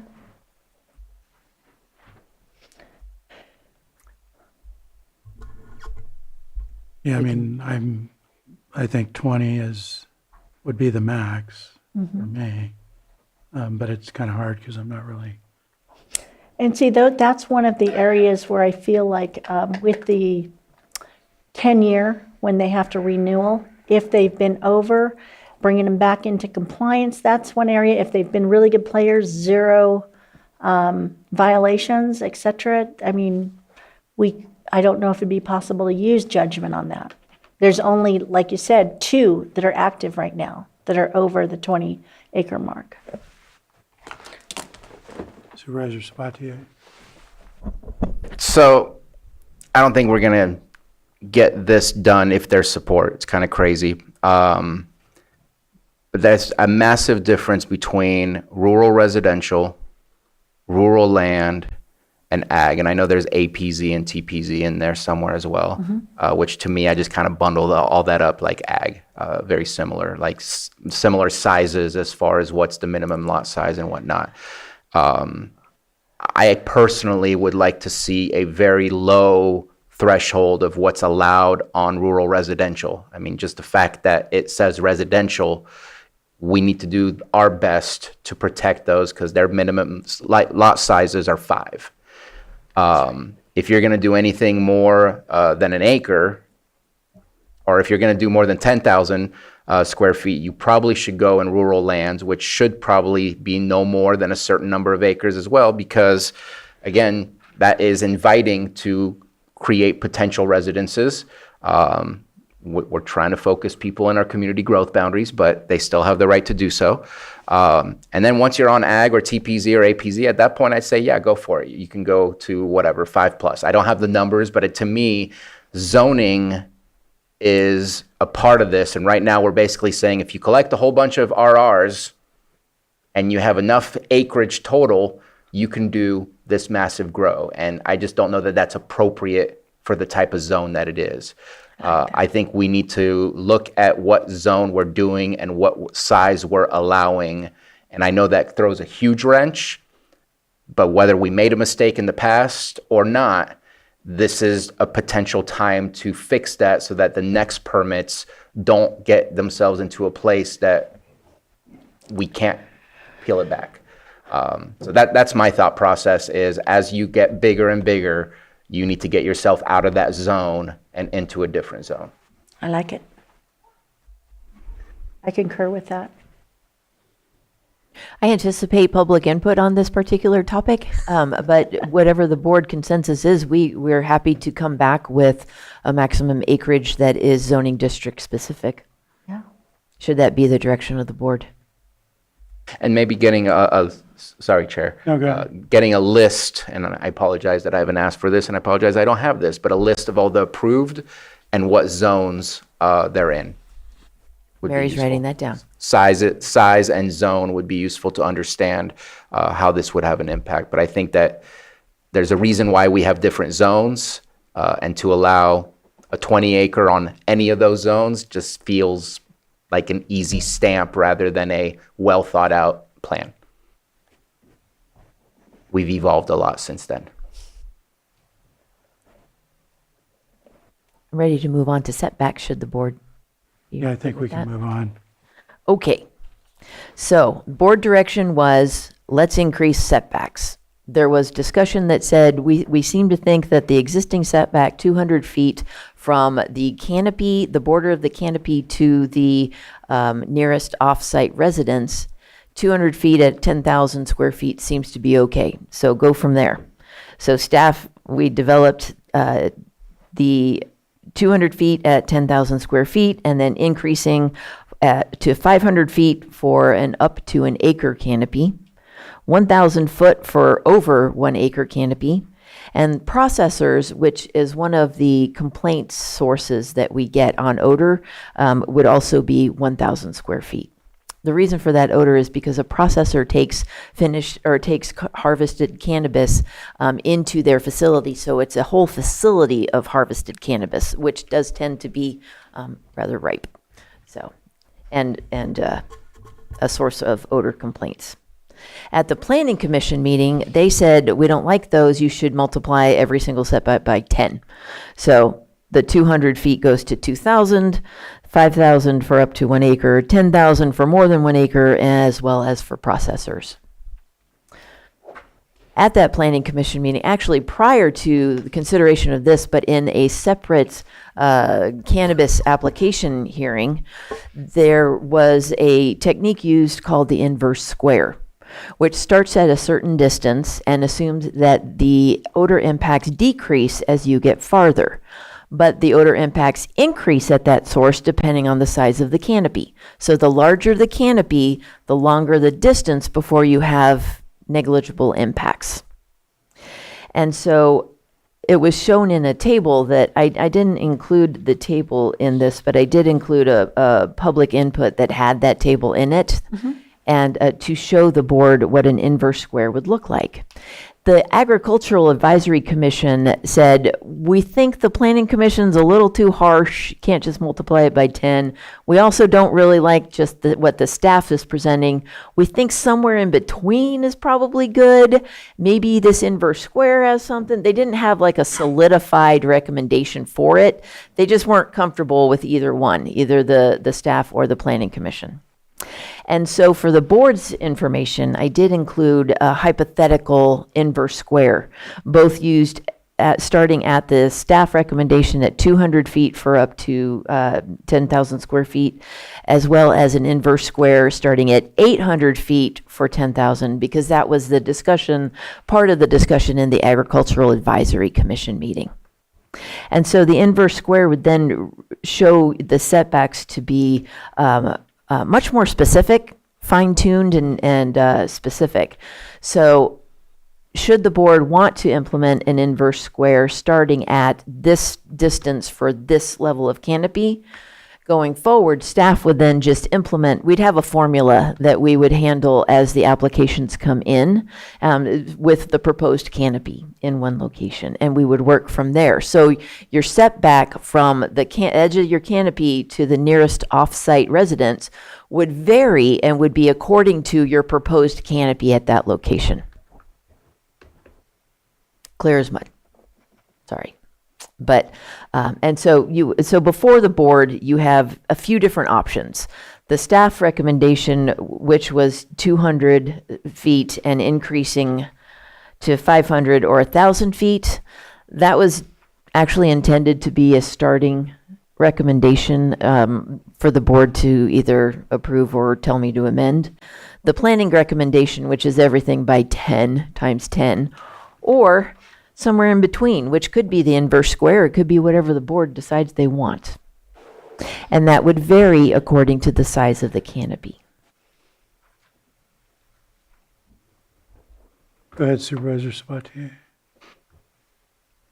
The Planning Commission's recommendations is to basically not allow anyone to ever be able to have a project. It just doesn't feel realistic other than striking through the entire ordinance and not allowing anyone to do it. It's just it's a little intense. I think that I'm glad that we kind of waited for this part to have a specific conversation. I think this is one of the most important things. We're talking about the distance to the closest neighboring home residence. And whether you like the smell or don't like the smell, there's a smell. And that we can't ever deny. And it sucks because it also depends. Are you downwind? Are you upwind? Like it really depends where you are in comparison to it. And so whether we use whatever form we use, there's going to be different impacts to different people depending on where you're located to the grow. I want to hear from the public about this, but what I would like more is what does non-conforming look like for, I personally, I'm ignoring the Planning Commission recommendation, no offense to the Planning Commission, but compared to what's being proposed by staff and what's being proposed on the inverse thingy. Square. I don't necessarily agree with those numbers, but at least I'd still like to it's more realistic than what the Planning Commission provided. I think we need to be careful for this one, but at the same time, this is the most important thing where it does impact someone's life and enjoyment and happiness in enjoying their own property. I will add one little caveat. There's one processor specifically that, yes, that was There's got to be ways to reduce that smell. Like I'm gonna have to say we did not we, but maybe the operator did not attempt hard enough to manipulate the odors that were emitted from the product that they were receiving and drying. There's all kind of ozone ways to do this. There's a lot of different ways to make sure that the air goes through specific filters. I know it was an old building that they used, and maybe they didn't update the building, and maybe that, to me, that should not happen. We should be able to build a building, bring in some really smelly stuff, and not subject the public and the environment to have to deal with it. I think that we did not meet our guidelines of odor control when it comes to that. So I'm okay with looking at the 1,000-foot setback, but I will say it's also 1,000 feet from a school to have manufacturing and processing. I think we need to review some of those things as well. Because if we're saying 1,000 feet just randomly in the middle of nowhere, off of Highway 29, for example, we're still saying that if it's zoned correctly and just outside of 1,000 feet from a school, you can do that. And I would like to be a little bit more cautious about some of that. This is also, though, a cultivation setback for odor impacts versus the setback that is not really related to odor impacts. It's more of a setback from sensitive receptors, the manufacturing or those businesses to a school. That's a different intent of setback than But this if we one, know which that they attaches. potentially emit odors, shouldn't we also use that in our setbacks? So we probably want to stick to the residential. Sounds like an Article 73 thing then. Yes. Yes, okay. But maybe getting to it sooner than later, because if something slips through, that could be detrimental. So I'll go back to the residential setback. I feel like there needs to be more information, and I'd love to hear from the public that's for and against, but I think we need to really understand how we're impacting folks, both the permittees and the local residents. Supervisor Hahn? Yeah, thank you for this. I absolutely feel that what we currently have in place is not adequate. Although I do also see that the Planning Commission, though personally I would like that, but I don't see that it's fair to our cannabis industry. So I think it needs to be somewhere in between there. And I just honestly do not believe that there's enough data to have a solution to this at this point. I think we do need more information and more data, and I don't even know if that data has been collected anywhere in other counties for example. And I don't know if Mr. Doug Deerhart, who is sitting in here today, might have some input on that as well for odor. But I think that we do need to do some more research as far as odor goes. And I know that it is in Article 27, that it shouldn't be a nuisance and that we're going to avoid this and we're going to avoid that we're not doing. We're not following our own ordinance at this moment in either water or in the odor. So, because they're both state that they're not to be a nuisance and then they're not to affect neighbors, et cetera, but we know that is happening. That's why we're coming back to the drawing board. That was one of the reasons I felt that we shouldn't take the 10-year out at this moment, was because we're still trying to find out what it is. So I don't know if there's any place around the country that might have some data, but at this point, I have not found any current data. And I do believe that, of course, a lot of that, as far as the inverted square, that's going to have something to do with air drift, which side you're on of the air drift, et cetera, et cetera. If you're downwind of it, you're going to catch more of it. If you're upwind, you're not going to catch as much. So, go ahead. A few jurisdictions have done EIR specifically for that reason. So we were looking at Sonoma's most recently for their updates, and they did do those programmatic EIRs to address, amongst other things, odor impacts as well as smoke.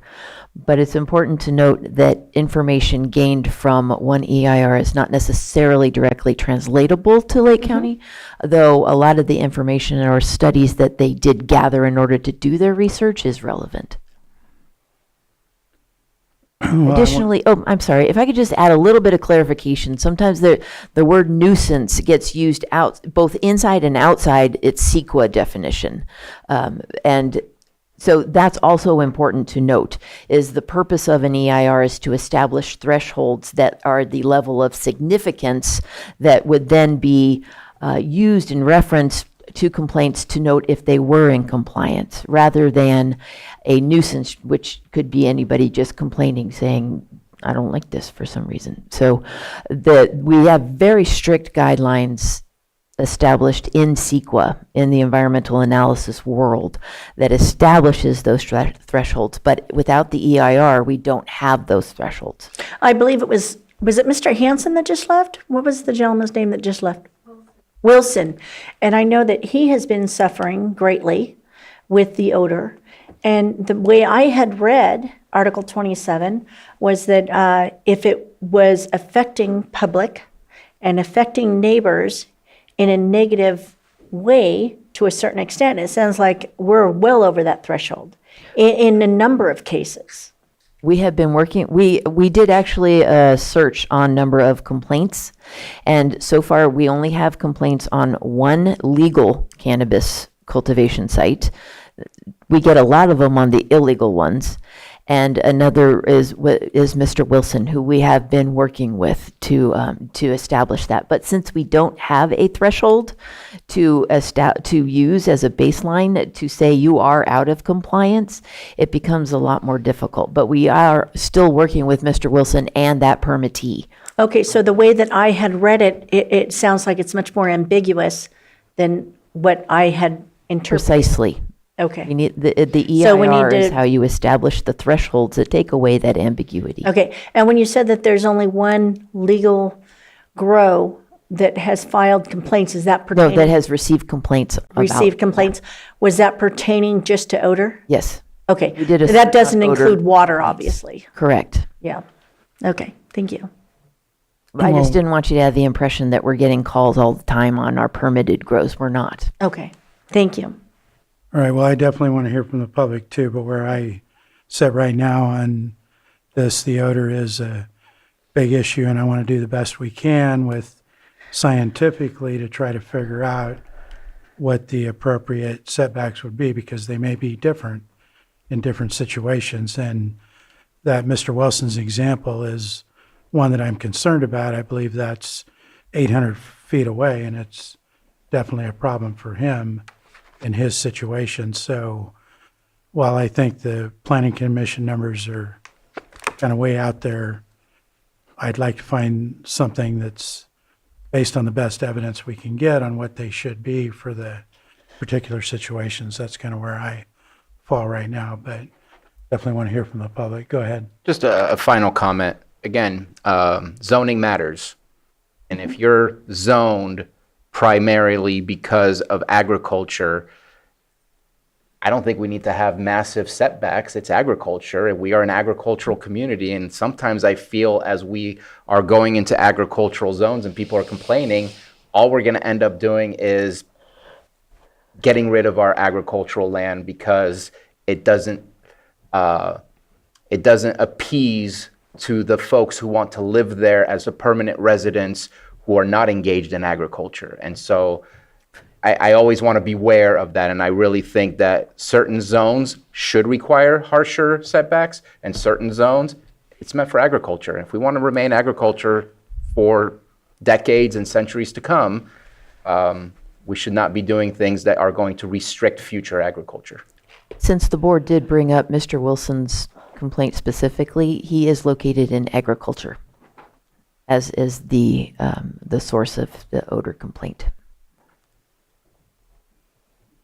Anything else from the board or anything else from you at this point? No, thank you. We're happy to answer any Go questions. ahead, Supervisor I just Crandall. wanted to, just one thing that I brought up last time, and it was about dispensaries. Oops. Sorry, it was about the dispensaries. I remember asking if we can get a grip on those. I have I know for sure in one town I have 2, potentially could be more. So I don't know. I know we can, in my opinion, I feel like we can look at this in another way. I'll give an example of our micro kitchens a couple of years back. We went to 2 per district or something like that. Not saying that's what we should do. I mean, I'd like to see them permitted again rather than by right, but I'm open to any other type of solution that we can put together. I just don't want to see 3 in Upper Lake, 5 in Lucerne, 4 in Clear Lake. You know what I'm saying? And then none in other spots. It's just something I want to have a little bit of more control on, if that makes sense. That's interesting. So at this point, that was not part of our Article 27 amendments. It is included in Article 73, but we were not going on a cap per community. It was going to be based on requiring use permits for all That works. retail. Use permits is fine. But Mary did just say that the state has a cap based on population. Did you want to add to that? Nope, that's all we got. Thank you. Then I'll be quiet. Supervisor, did you? I just was wondering if that could be brought to us, because we agreed on C1 and C2 being treated the same with a minor use. C2 right now, I believe, is by right, which is just weird that you go from major use to by right. And that was approved 2 years ago, a year and a half ago. Does that require a CEQA process to make that happen? Or can that be brought back to us so that we can, because rather than waiting for 73, which encompasses a whole lot more stuff, that seemed to be something we all had consensus on and is important for our communities. And I know for my community, it's worked very well to have the restriction as well of no more than 3 dispensaries. Since we are adding restrictions, I think that we could probably add that to this one. It just seemed more significant because it varied permit type per district on some of those permits. But if it's just to require a minor use permit in C2, where currently it is a use by right, we can add that in. Just know that that had not gone by the Agricultural Advisory Board, but I don't know that they'd have anything to really say about it. And the Planning Commission was already amenable to that change as well. So for next time, then we could add that in to the amendment. I'll add it to the ordinance should the board direct me to do so. It'd be interesting to see the population number too that they have. That way we can get a control of Find it. out the information from the states? Yeah, Okay. because that'll Yeah, we help can get with that data for you. my district for sure. See one thumbs up on adding it. I'm to good the with consensus to bring it back. Yeah, I was going to ask that you bring it back too, and I definitely think there should be a cap on the number of them around. And no, I'd like to see it brought back too. Thank you. To add it to the zoning, to table 27 regarding permit type is very different from talking about a cap. So if it's okay with the board, we can easily add the permit requirement in C2, but a cap I would recommend for a further discussion, maybe in Article 73. I'm okay. I just Thank want to you. take the first step. Okay, done. Okay, can we open to the public? Sounds like it. Okay, I'm going to go ahead and open this to the public. And we'll start in the room. Whoever's got comments, you come up, state your name, you'll have 3 minutes.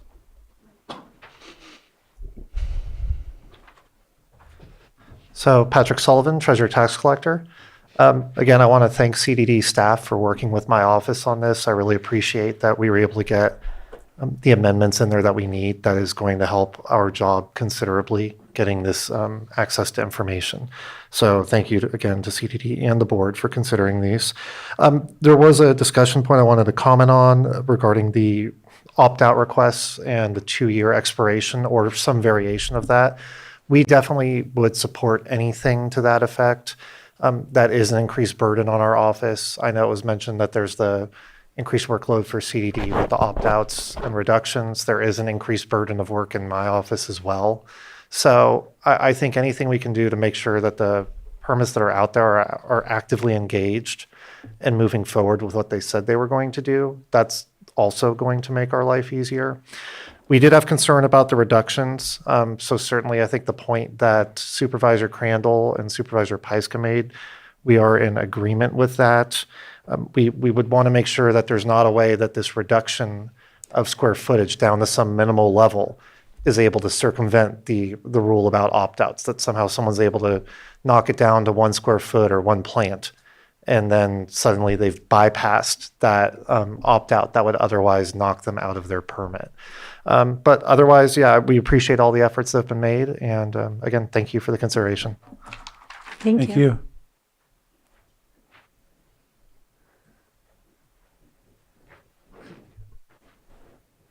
Good morning. My name is Trey Sherrill. I'm a, excuse me, a consultant working with many licensed cannabis farmers in Lake County.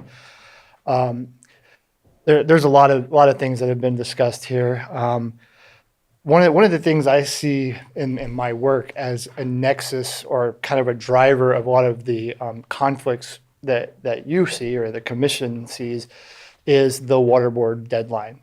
And so I get a lot of people that come to me and say, I have this property and I've been paying for this permit since 2020 or 2019 or 20, even before that. And so then we start shoehorning what they want to accomplish into this property where it's not appropriate. And it leads to poor land use decisions.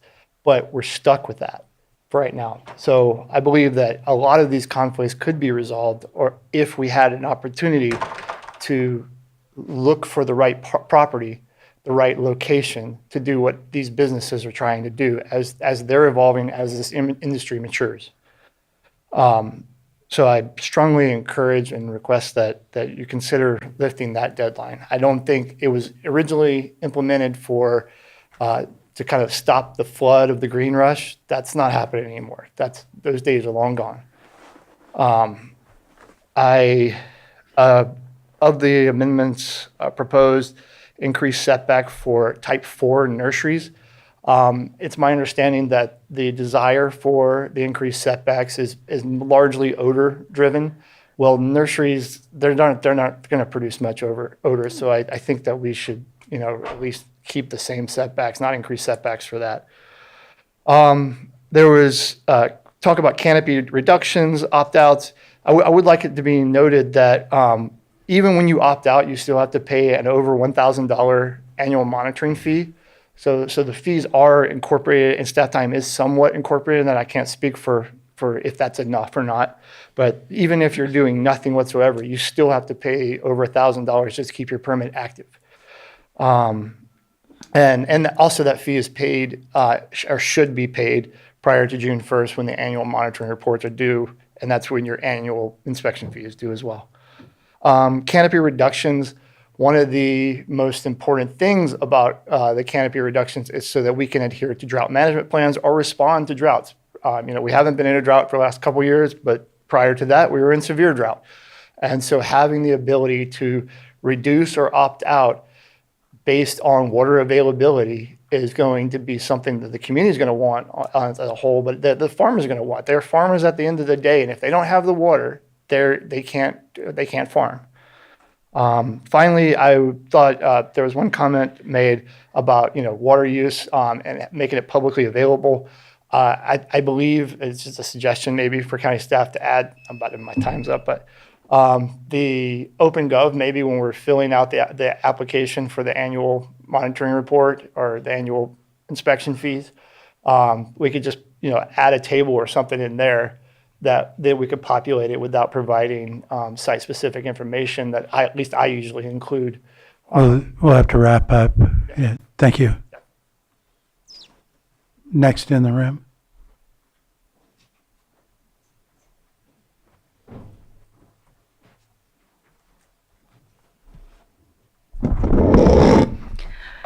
Good afternoon, Chair Rasmussen, Vice Chair Pyska, and Supervisors.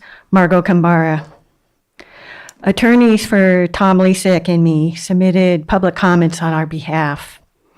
In a letter dated March 6, our attorneys explained that the cannabis ordinance amendments are not exempt from SEQA review, as the county claims. Environmental review is required. Thank you. Thank you. Next in the room.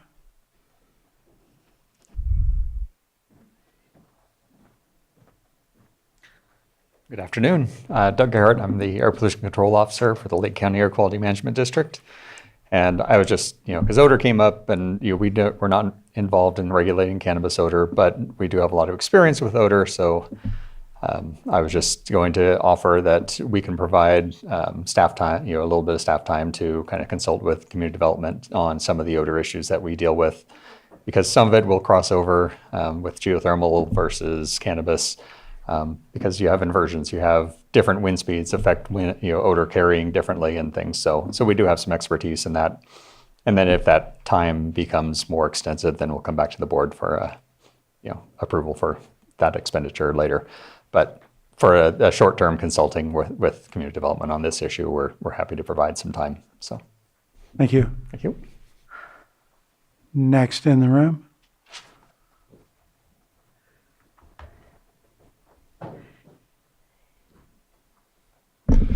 Tom Lasik, good afternoon, board. My wife already mentioned that our attorneys already submitted comments, and you've seen the letter and the inverse square stuff. But before I talk about that, I wanted to touch on a couple things. Supervisor Sabatier had noticed that the farmland protection had some of the conditions removed, and it was stated that that wasn't intentional. I respectfully disagree. I was in the Cannabis Ordinance Task Force meetings when they were explicitly voted to be removed. That was, I would believe, I don't know the exact date, but I believe it was November of 2024, sometime between that and January 25. So it wasn't an accident. They were actually taken out and voted to be removed. The other thing I want to point out, and again, Mr. Sabatier had mentioned the Planning Commission reviewing the documents, and why do they need to review the property management plan and some of the other documents? And I think it's a fair argument. But I would point out that there's a lot of things in there that are part of the conditions of use, such as the water usage, such as the drought management plan, such as the design of the greenhouse and how many filters they're supposed to have on there. So if that property management plan isn't abided by, it then causes the conflicts and the other things that, or can cause conflicts and other things that neighbors are experiencing, such as Mr. Wilson. There's times when, according to Mr. Wilson, that they didn't have all the filters that their property management plan said there would be there, and that's why one of the reasons why he's having issues. I do think that Director Turner was correct on the abandonment and the time. There's a lot of things that get stale through CEQA over time, and even if they wanted to come back, CEQA would require a new biological survey, a new cultural assessment survey. So those things, they do have a shelf life. And so some things perhaps not, but other things would. Another thing I would like to point out is there was, early on, there's a discussion about, or in the language about, if an applicant turns out to have a warrant that their permit would be immediately suspended until that was resolved. I think it would be more accurate to give the applicant a chance to clarify or rectify that, because it seems to me this is all done automatically through DOJ, and there could be an error. It could be the wrong John Smith. It could be a lot of other things, and they should have at least some time to say, get a chance to make it right. I think that would be fair. So anyways, thank you very much. And Thank you. Next in the room. Chair Rasmussen, if I Yes. could just clarify, I think Mr. Lasik misunderstood me. The Cannabis Ordinance Task Force did have significant discussions regarding the farmland protection zone. However, when I told the board it was not our intent to affect those boundaries, I was accurate, because when I was writing this draft ordinance, I was taking direction from the board to not touch the farmland protection zone boundaries nor alter the farmland protection zone program in any way. It was specifically, all amendments were specific to anchor points in structures within the farmland protection zone. It's been clear direction from this board the entire time that modifying FPZ is not on the table. Thank you. Thank you. Go ahead. Hi, Holly Harris. This is a little confusing because we've jumped around a bit, so I'll try to make it as simple as possible. There were a number of things that were talked about that were in the staff report that I just don't see in the ordinance that was submitted. One of these is, first of all, I want to say that at the very beginning, we did have tribal representation on there, and that's not included in it. Then the second thing that I don't see in the ordinance, we talked about incomplete and abandoned projects. We talked about setbacks from hemp cultivation. We talked about track and trace, but I don't see any of that wording in the ordinance that was there. There's one other thing too, compliance monitoring. Section 27.13 AT51D of the proposed amendments report requires monitor fee payment and annual reports by June 1st, and this is actually missing from the actual ordinance. They did get in the AU, which is manufacturing, but they missed the cultivation in there. Additionally, both the AU and the AT have different wording, and I'm not quite sure why. I think it should be the same. In terms of I agree with Supervisor Sabatier on size of grow versus zoning. I would also like to ask removing SR, since that is right next to the community growth boundaries. And the last time I looked, there was no SR projects in SR. In terms of the water PIR, at the November 4th hearing, the minutes state that direction was given to staff to look into options for a programmatic EIR regarding water impacts from all conditional use cannabis projects, not all projects at all. In terms of annual reports, I do like the idea of them being public. To date, these have not been maintained or reviewed, and violations are noted year after year. So obviously, nothing's being looked at. We would like to see that public. We have submitted PRA reports. I have one in particular. I've done 3 PRA report requests in 8 months, and I still am not able to get the annual report or the water consumption. So it would be absolutely wonderful if we could get them. Frankly, from the number of times I put in PRAs, I frankly think that a number of the annual reports and the water reports are not available because they are not being followed up on. In terms of that, I think that is everything that I have at the moment. Thank you. Thank you. Next in the room.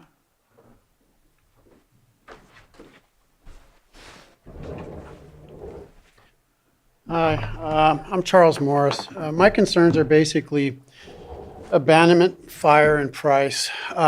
There's folks who are just walking away because the price is too low and the plants are up there.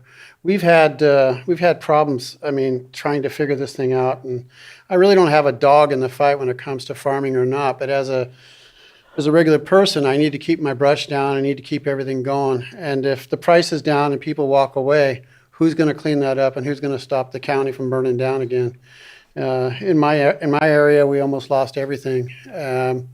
So there has to be some type of anonymous reporting system of some sort saying that I have a grower in my area, he's abandoned his farm, the stalks are right there. A corn farmer would not leave a dry corn stalk there. He would plow it into the ground and he would make sure that it's not a fire hazard. If you've looked at this, great. If you haven't looked at this, I think you really need to think about it because it's going to be bad for all of us if something like that happens. That's all I got. Thank you. Thank you. Anyone else in the room?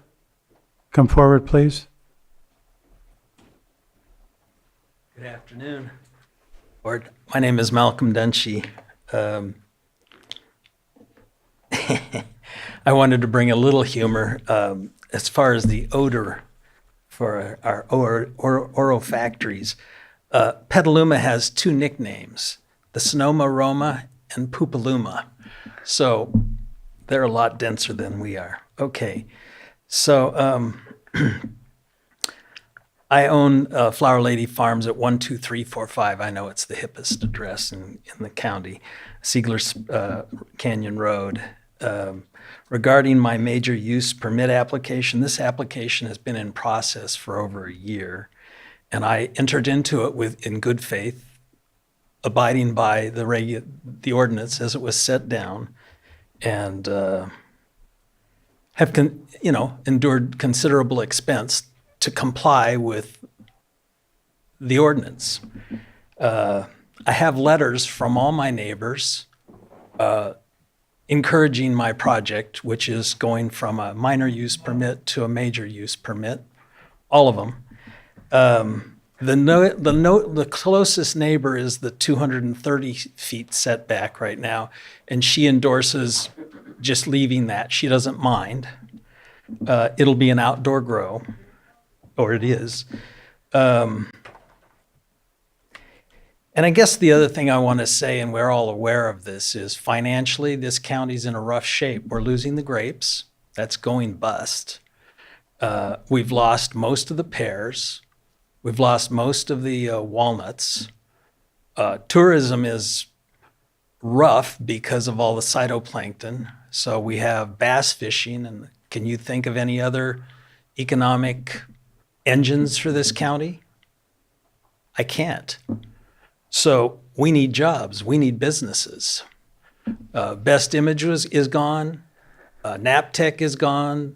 The shower door company that was here in Lakeport is gone. It's rough. And I love our county, and we need to have businesses. Otherwise, I don't have to. So, yeah, I'm just asking you to go ahead and approve my application that I entered into in good faith with all of you. And I guess the only other thing I wanted to add is that, what if you have a permit that was approved? Mine isn't approved for major yet. Hopefully it will. But what if you have that permit and then you come back and you just wipe that out? That's rough for a business.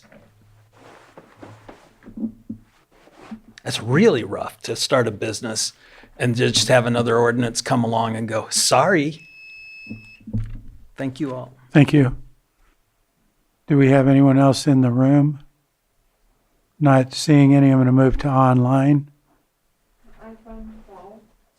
iPhone 12, if you could state your name. You'll have 3 minutes. Sky Lewa, Pillsbury Family Farms, and I want to address 3 issues today. First, regarding background checks, the department has described the process as simple. Fingerprints are submitted, the prints go to the Department of Justice, results come back, and that is the end of the matter. But the record before you shows something more nuanced. In an internal email, Senior Planner Mary Claiborne referenced a prior situation involving another applicant, where that individual was initially listed as disqualified. In that case, the applicant was able to produce court documentation and the result was ultimately corrected, and that individual was deemed qualified. What is subtle but important about that email is that it demonstrates that staff is already aware that a pathway exists for reviewing and correcting criminal record information when a background check raises a question. That matters because applicants are often told that background checks are outside of the department's purview and that the results are simply what they are. Yet in the Claiborne email, that shows the department knows the process is not necessarily final when a record is incomplete, outdated, or misinterpreted. When the pathway is not clearly communicated, that practical effort is that the background check and now expungements can function as a de facto disqualifier, even when the underlying record could be clarified or corrected. In the industry where prior criminal records are common, that lack of clarity can create serious equity and civil rights concerns. Second, I want to address the proposal for the reduced cultivation canopy by 50%. Small farmers already operate at very small scales. The state of California recognizes cultivation sizes as small as approximately 2,500 square feet. And I believe that the county should establish a minimum floor consistent with that scale. Reduction that pushes farms below a viable size risks eliminating the smallest operators entirely while doing little to address the larger structural issues facing the industry. If reductions are being considered, the county should ensure that the minimum allowed canopy does not fall below 2,500 square feet, which represents the smallest cultivation size that is already recognized in the neighboring county. I also want to note that cultivators already pay an annual compliance monitoring fee. That fee that we signed to originally was $760 in 2022. That fee is now $1,057.67 this year. In summary, the Claiborne email to Director Turner shows that staff appears to understand that there is a record review pathway when background checks raises questions, but that pathway is not clearly communicated to the applicants. At the same time, proposed 50% canopy reductions could disproportionately impact the smallest cultivators who are already paying annual compliance monitoring fees to participate in a regulated system. I ask the board to consider these issues carefully so that the program remains fair, transparent, and workable for small operators who are already trying to remain compliant. And I also urge this board to consider letting Director Turner go and replacing her with an interim senior planner. Mulehan. Thank you. Do we have any other hands online? No more hands. I'm going to go ahead and close public comment and bring it back to the board for further discussion. Supervisor Owen. I had a couple of things that I thought of that I might have missed. The first one was, is there any, I didn't see it in there, but I know we had talked about it in the past, requirement or something along those lines to be able to start collecting our data for the odor impacts and perhaps some type of oil meter or something near the sites at the expense of the cannabis operator. So that was one suggestion. I don't know how the board would feel about that, but I think that that could start giving us an idea of what is actually being put off as far as that, since that's a huge issue. We did not talk about scenic corridors, so we still need to get into that, and I don't know if we'll be doing it today, and road standards. Now, I did see those in the Article 27. The road standards, again, I might be misinterpreting it, but it seemed like it was pretty legit. It didn't, but it was still ambiguous. The scenic corridor, I didn't feel it was near strong enough, and that's something we need to do. We need to address. We did not talk about the scenic corridor setbacks, and I believe that's not in Article 27 as far as what those scenic corridor setbacks were. I know that we had some discussion on that last year. So those were the last three little tidbits I just wanted to throw out there. Apparently we had I'm going to stop for a second, a public comment that we didn't catch, so I'm going to. Sorry. Oh, no, it's not your fault. I'm going to open it for one commenter that was pending, and that's Mr. Simon. Hi, thank you, Chair Rasmussen. This is Peter Simon, and I apologize if I did something on my end that made my I didn't raise my hand. I wanted to quickly just address three primary topics. I was hoping to be there in person, but I think these are important because we have an interim measure here, and you're making some very substantial changes on things that probably should be considered in the overall measure. And I think it's 73 or 37, I forget the numbers, forgive me, but the overarching one. And I'd like you to, the first one that has been brought up a couple of times is the non-conforming issue. And to put this in perspective, just consider the impacts of not allowing non-conforming uses to continue in the context of your personal residence. Very few personal residences today would actually be conforming to the current building code. By not allowing the use permits to become permanent, it would be the equivalent of having to go ahead and truthfully dismantle your house and rebuild it every 10 years. That is the effect of having something that is a non-conforming use not be allowed. Similar to the gentleman who spoke earlier from Siegler Canyon, our company has invested, and actually I think it was totaling it up, it's about $1 million in this expansion. That this application has now been pending for a year. We have done everything we can to be compliant, to anticipate the requirements, and to meet the specific requirements and guidelines from the existing ordinance. And we would do that with a new ordinance. But if ordinances are going to be changed in the midst of the application process without carving out the pending applications, you effectively pull the rug out from underneath people that have been trying to be compliant. And it's it's virtually impossible to do business that way. In our instance, what I would suggest for circumstances where you are going to make a change, carve out applications that have been deemed complete and give them a period of time to be completed under the old ordinance. That would allow the process to continue going forward, because no matter how quickly we try to make the process go, it's always going to take some time. But even when you're talking about a non-conforming use or these new setbacks, you are effectively destroying a business. The new setbacks, if this ordinance were applied to our existing operations, we would effectively be put out of business, because all of the various components that are put into the determination of what constitutes a setback. If a neighbor were to move and put a residence in a new location somewhere near our farm, they could decrease the setbacks if we aren't grandfathered in. And with respect to the 20-acre minimums, while I appreciate We'll have to wrap up, Mr. Simon. We're at the 3 minutes. My simple suggestion would be for this is to either grandfather the completed, deemed completed applications in, or very, very limit what you're doing on the interim application. I thank you for your time. Thank you. Okay, Ms. Amaral, were you trying to speak? Because I didn't actually open public comment for everybody, but I'm going to go ahead and allow you. Thank you, Mr. Chair. I appreciate it, Angela Amaral. Just a couple things. You guys are discussing potentially a threshold for reductions, and maybe something where the threshold could be is a cost recovery. So is the reduction, a 25% reduction, covering the costs associated for the tax collector and CDD? So maybe that's a threshold.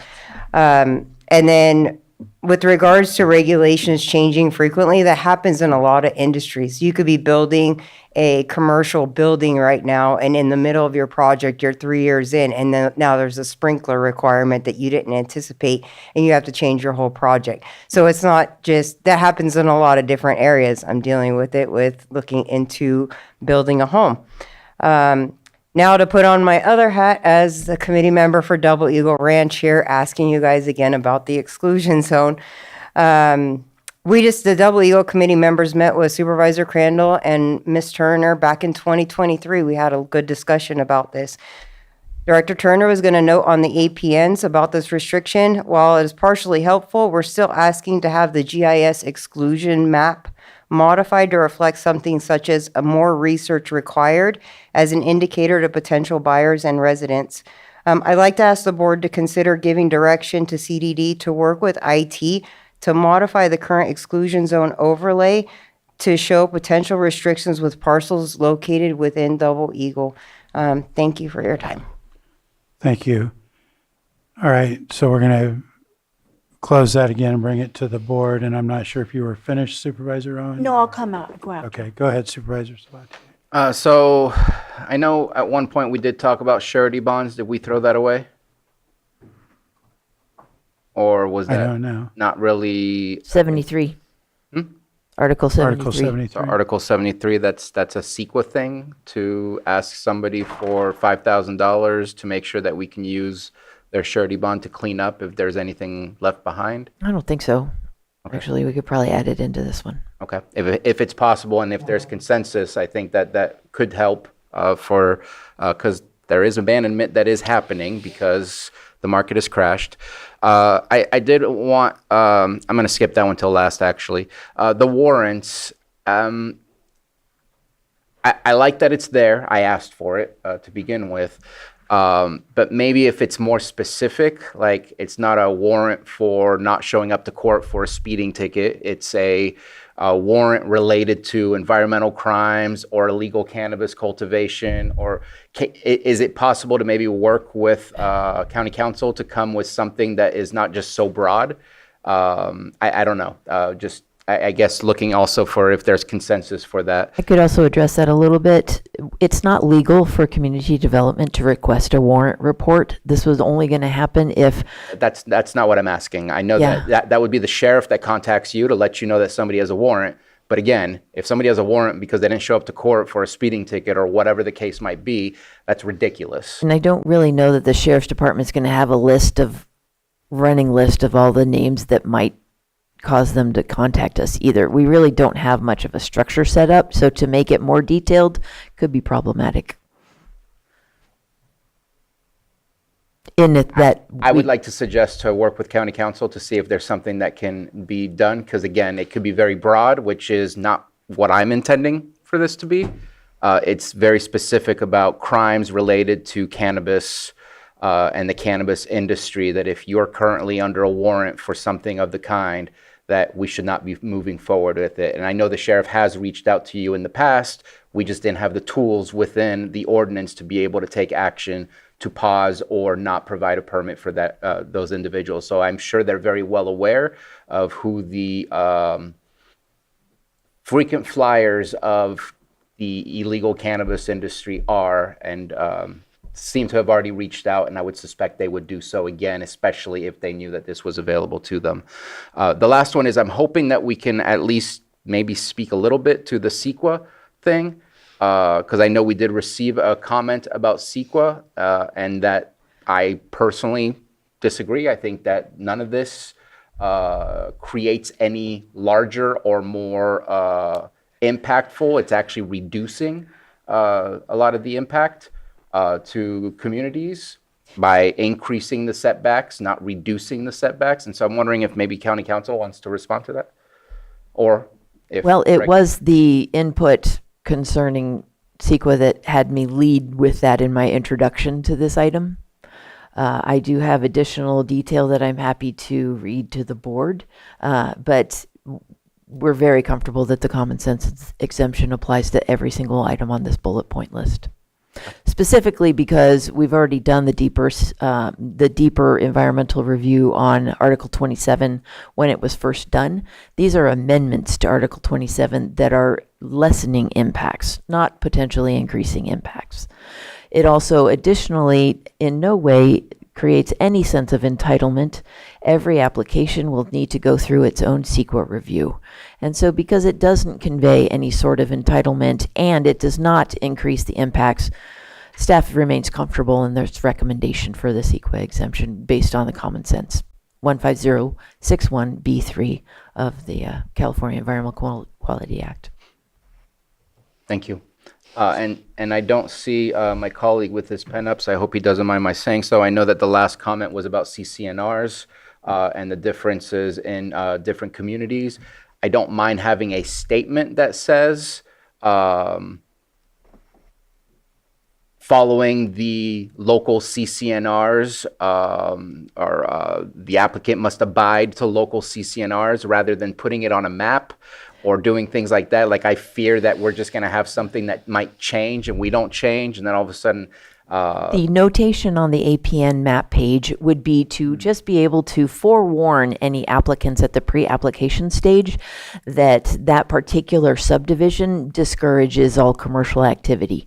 The county does not enforce CCNRs. We stay away from enforcement of CCNRs in community development in general. And so that was and as I worked through a variety of different ideas, trying to figure out how to work with Double Eagle for that specific concern, I couldn't come up with anything other than, we'll just let the applicants know that Double Eagle is probably going to have a problem with this, but we in no way enforce CCNRs. So number one, I wasn't asking to enforce CCNRs, just basically you must follow whatever the CCNRs are, like look them up, because That's a civil matter. We're not here to enforce those, but they do exist.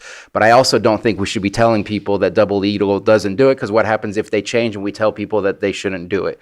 They need to check with Double Eagle. We shouldn't be speaking for Double Eagle, and I don't think we should be speaking for any other CCNR either. So I worry about the level rather than just saying check for CCNRs and then be done with it. We can do that. And then looking to see if there's consensus for the surety bonds and the more specific to the warrants. I'm okay with the surety bonds and 5,000. what was that? Yeah, 5,000, because there were conversations about higher. And Okay. I think that's And just to clarify, my understanding what you're asking for on the warrant would be such criteria. If notified about a warrant, does it fit a certain criteria that would be warrant further review. Yeah, just like the fingerprints, you can find stuff on fingerprints, but that doesn't mean you're disqualified. There's certain things that allow you to keep moving forward. There's certain things you're not allowed to continue on with this. So it's not about having a record. It's what's the type of record. And I don't have a problem with that because there's certain things that wouldn't, like you mentioned, the traffic warrant, that's not. There are specific criteria listed on the live scan application that the sheriff does consider when they get the live scan results. I'd be happy to defer to the sheriff to use their judgment if it was on that list. Perfect. I believe that states that in Article 27, that the sheriff does have the ability, if it doesn't relate to criminal charges pertaining to cannabis. They are the reviewing body for that, yes. Okay. Also, Supervisor Owen did have a few questions that I didn't get a chance to answer. If you'd like me to address those, I'd be happy to. Yes. Requiring an odor report at the expense of the permittee using an olfactometer. I would recommend maybe staff take this into when we get to confer with air quality staff, which I'm really excited about. Thanks, Doug. We can talk about that, but I would definitely make that an Article 73 item because that's going to take a lot of thought. Secondly, scenic corridor setbacks. We use the scenic combining district guidelines. That could also definitely be addressed in 73. And then road standards. The direction was to develop road standards not limited to cannabis, but for agricultural roads in general. And after I talked to the Ag Advisory Committee regarding that, as well as the fire department representatives, Interim Director Ewing came to me and recommended that agricultural roads standards just be integrated into their ongoing update right now of their comprehensive standards. So I would much prefer to have the people who do roads handle that rather than CDD who, you know, I didn't have questions. I didn't have answers for the Ag Advisory Committee because I don't do roads. So I think it would make a lot more sense to just integrate agricultural road design and development standards into Public Works project. Well, I think my disconnect with the agriculture roads and then the cannabis is there's portions of the cannabis that are on site that are manufacturing, which then goes and takes you out of an agriculture road because you've got to have the trucks going in and out. And we deal with that and was address why 4290 and 91. When you were talking about the ag roads, I felt that it shouldn't be under ag roads because of the manufacturing. So that was our disconnect on that. Just as in any conventional agriculture, like wineries or something, if it has a facility there, Yes, exactly. then different standards do apply. The same. That's for what I was cannabis. getting at, yes. Absolutely. Next, I just want to answer this gentleman's question and also Mr. Sims' question. And I know it's not pretty and it's not something I like. However, bringing things to standard with the 10-year reference to the 10-year bringing things to standard. And I know this isn't what, anyway, let me just get to it. You know, I can remember, I'm old enough to remember a few years back when we went with the clean carb initiatives here in California, and we started manufacturing our own fuel to reduce our carb footprint. And anybody with a big rig that was older than, I think it was 2015, either went out of business or had to upgrade their motor or traded in and get a new vehicle because it did not comply with California standards. And that was, I had a lot of friends that went out of business during that. And I thought that was preposterous. They were not grandfathered in. It didn't matter. It didn't apply to all new vehicles. It applied to all vehicles.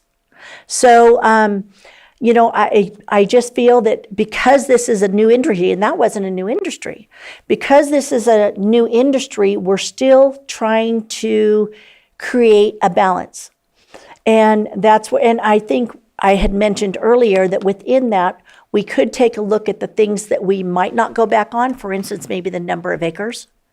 But as a whole, a lot of the standards I think do need to come up to compliance at your 10-year mark. By then, you've had a number of hopefully productive years. And for sure, the cannabis, I know the industry is not at the $800 or $1,000 a pound, but I think that it's much higher than many of the crops. And statewide, I am all about cannabis. And I believe in California last year, we lost 400 farms, ranches. And I'm all about helping the agriculture industry. So. No, hang on. No, we're not open for public right now. We're not open for public. To everybody, to kind of explain where it's coming from. Supervisor Sabatier? I do want to, at one point, come back and talk about scenic corridor setbacks. I know that we had sent something to the Planning Commission 6 years ago, and that never came back to us. I don't think it was finalized, but I would like to not have to subject our tourists who are coming in to spend their money here unless they really want to go to a farm through some agro-tourism type of thing. But I'd like to also have a setback, and I don't know what that is, but right now there is not a specific setback. I know just outside of the city of Clear Lake, there's one that is getting very close to the roadway. Luckily, the wind blows east, so you rarely smell that. But the other one that came in, that's a little bit more north towards Highway 20, that was perfectly set back. It's very far away from the road, and I've never smelled it. But if we can reduce that on our scenic corridors, I think that would be a healthy setback to have a discussion about as well. Thank you. Yeah, thank you for bringing that up. Anything further? Go ahead, Supervisor Pyska. The one that I think we're all struggling with, and I am too, is setbacks. And I think there's been some good suggestions to look at zoning and different areas where different setbacks might make sense. I don't want to get into an area where we're trying to solve for something that's not a problem or it hasn't been a problem. I disagree. I do think that we should get rid of the 10-year requirement and have a pathway for non-conforming. There's a lot of ways to deal with complaints and non-compliance issues, and we can strengthen that and look at that. I think the analogy to construction and house building is really accurate, that Mr. Simon brought up. Because ordinances change and evolve over time, and we have businesses that have invested millions and millions of dollars in our county and our economy, and making them pivot in a way that's going to be detrimental and potentially lose money compromises the revenue that we enjoy coming in here, and also I feel like it's just really bad faith. So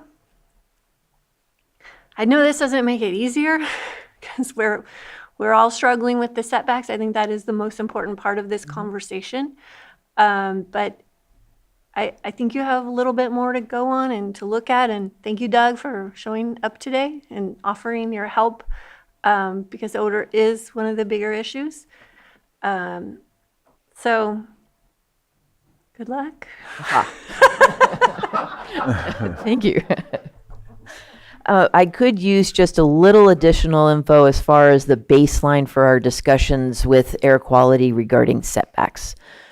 I've heard that an acknowledgement that maybe the inverse square does have some value. I'm looking for a starting point at 800 feet from a 10,000 square foot canopy, a 200 foot, something that'll help Doug's staff and our staff to sort of figure out where to start and go from. Not that we'll be focused entirely just on setbacks, because it sounds as though they have additional criteria that may weigh in as well, like vegetative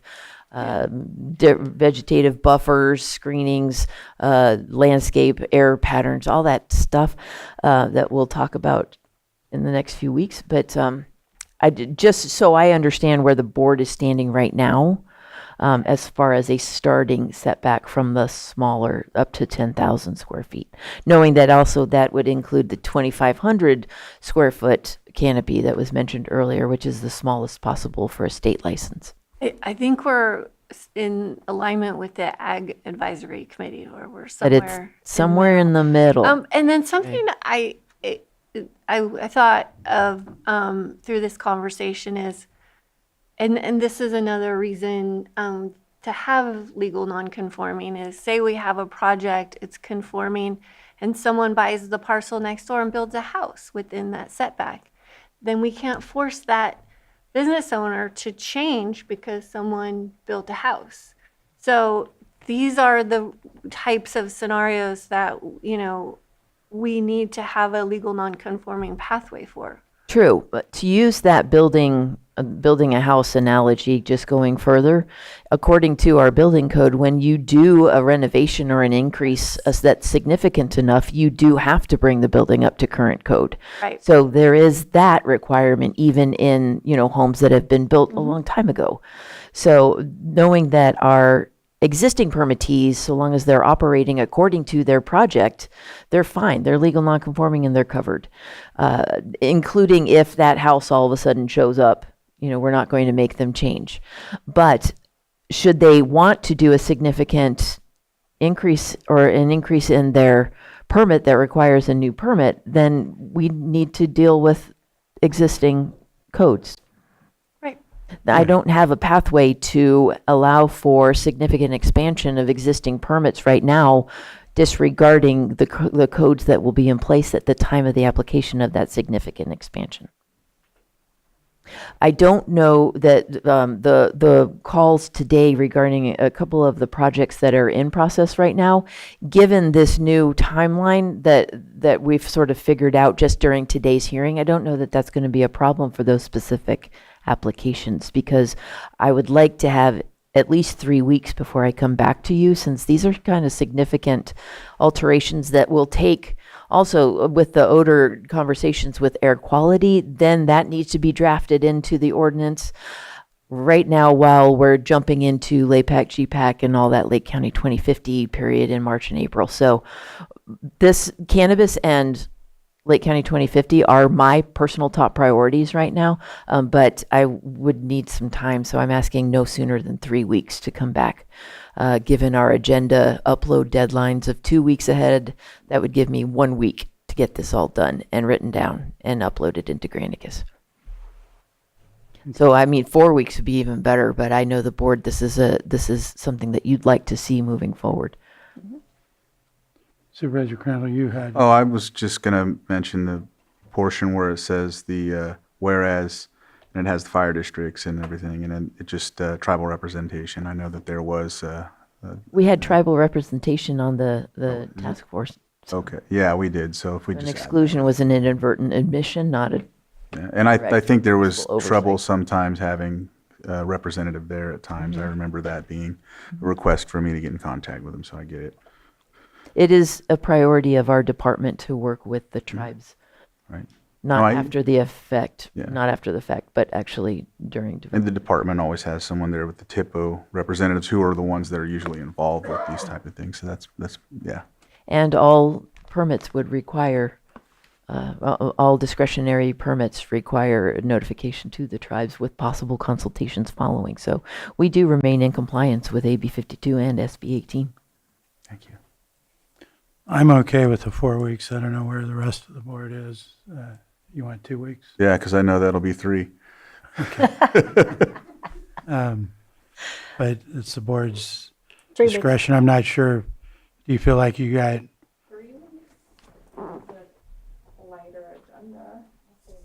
3 weeks has, Are you saying this was a long item?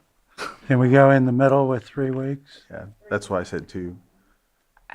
I want to make sure we're getting. So long as air quality can feedback. meet with me solidly in the next week, that's great. But I know that they're beyond busy as well. So I could do it if air quality can come hang out with me for a while this week. No meeting in 3 weeks? If not, 4 weeks would probably Yeah, be better. We don't have a meeting on the 31st. Correct. I'll take 5 So are weeks. you talking about the 7th, Joe? The 7th? 7th of April.